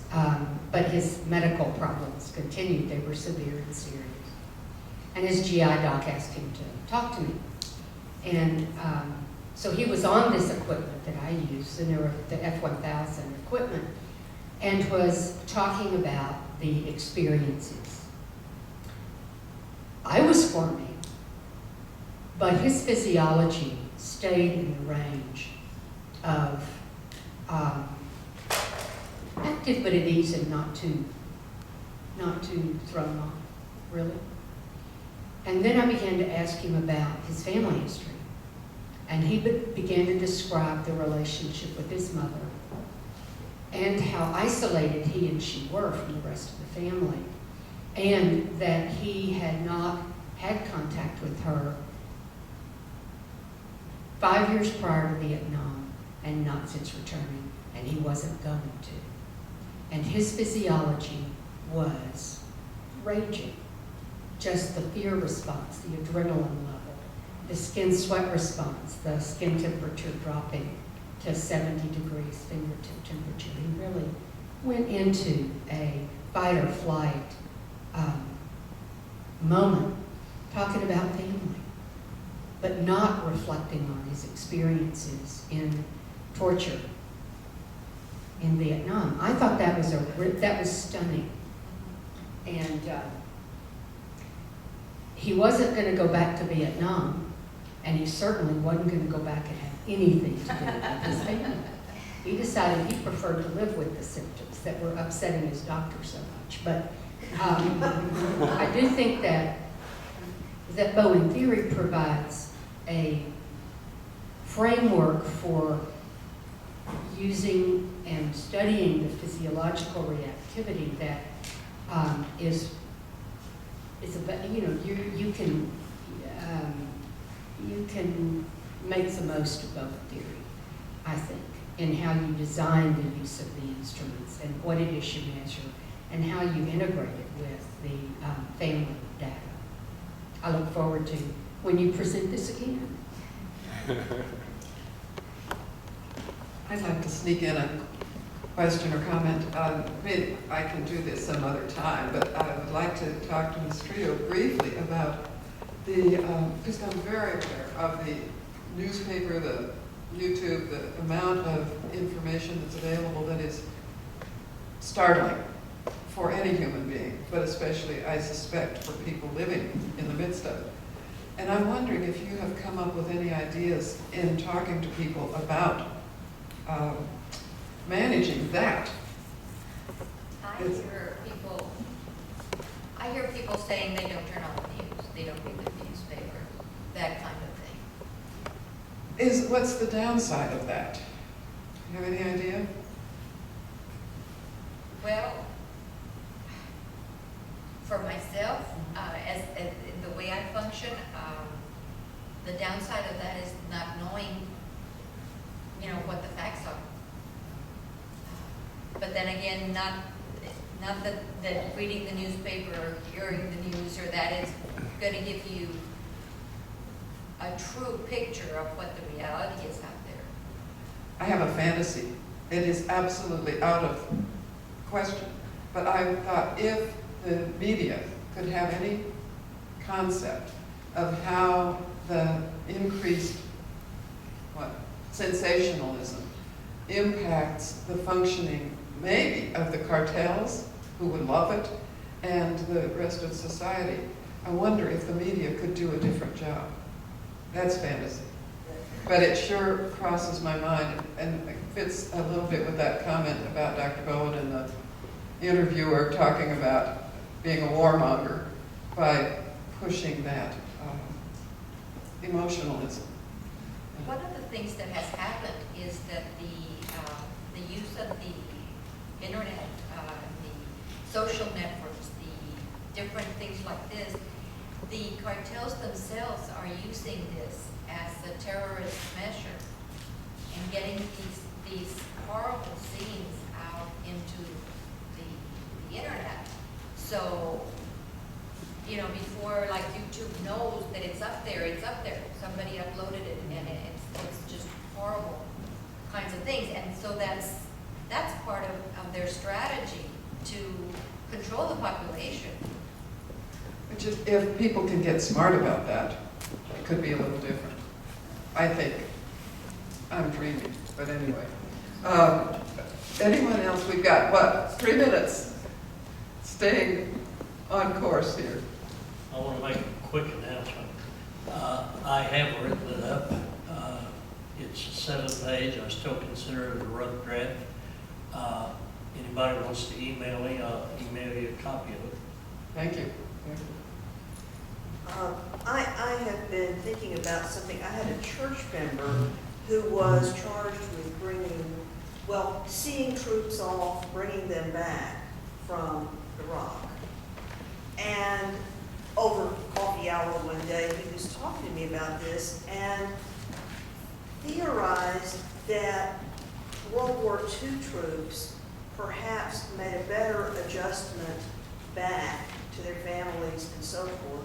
And while the things that happened to them were still there, they still remembered them, they could still bring tears, nonetheless seemed as a whole to come back and function better, was that they had a long boat ride home and a train ride home and had time to decompress, time to psych up to see their families, where in our current situation, someone is picked up out of a war zone and pretty literally dropped at home 1 or 2 days later. Add to all those pressures they left behind. It made sense. Thank you for the comment. I have, and now is time for the evaluation, but first, I'd like to, Ms. Harrison, you have some last minute, what is it? Concluding remarks. Concluding remarks. Thank you, thank you. Okay.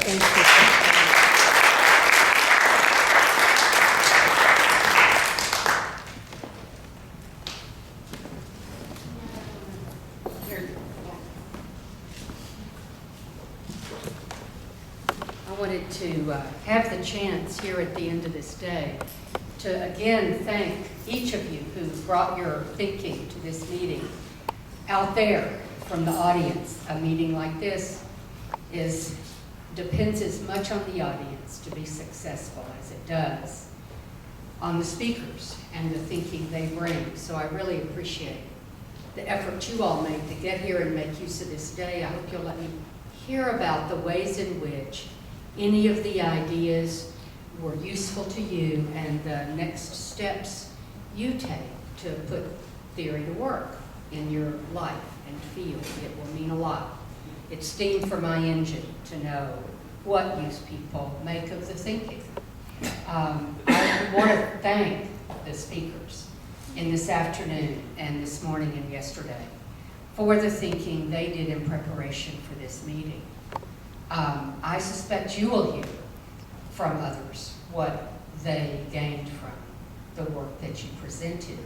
This represents a living theory and a meeting that can function as a think tank for work in progress to move that thinking forward in the direction of knowing more about human behavior and how to use that knowledge to address such important and big projects. So thank you all for coming and bringing your best. I appreciate it. I want to thank the volunteers who have, well, one is still here. Amy Trimble has not left the room. And Penny has thoughtfully helped with the materials. It makes such a difference not to have to or try to do everything myself. And I could be vulnerable to that. So it's great to have people I could count on to take care of their jobs. I want to thank Everett Tassavegan, who came in and is doing such a good job with the media at a price that CSNSF can afford. Thank you very much. There are always good questions. I want to thank people who made, the few people who made generous donations for scholarships, for some to attend who might not have been able to do so otherwise. There are people who make contributions that make that possible, and I'm grateful for those. Some of them are in the room, so a round of applause is appropriate for them too. And I'll thank Camp Allen many times over as I correspond to George DeHaan and to the staff who helped organize and feed us and keep this room so fine. This was a great place to meet and think, and I'm grateful for it. Are there any concluding remarks from anyone else who's here? Any questions or thoughts? Yes, Ms. Edmondson. I just wanted, doesn't matter. I just wanted to say thank you and congratulations on the first symposium. I'm so grateful that you put it together, and I cannot think of a better launch. And my hope is that this becomes an annual thing that happens for many more years to come here in the Houston area. So thank you so much for your efforts and your contributions that you made to make this happen. Well, you're welcome.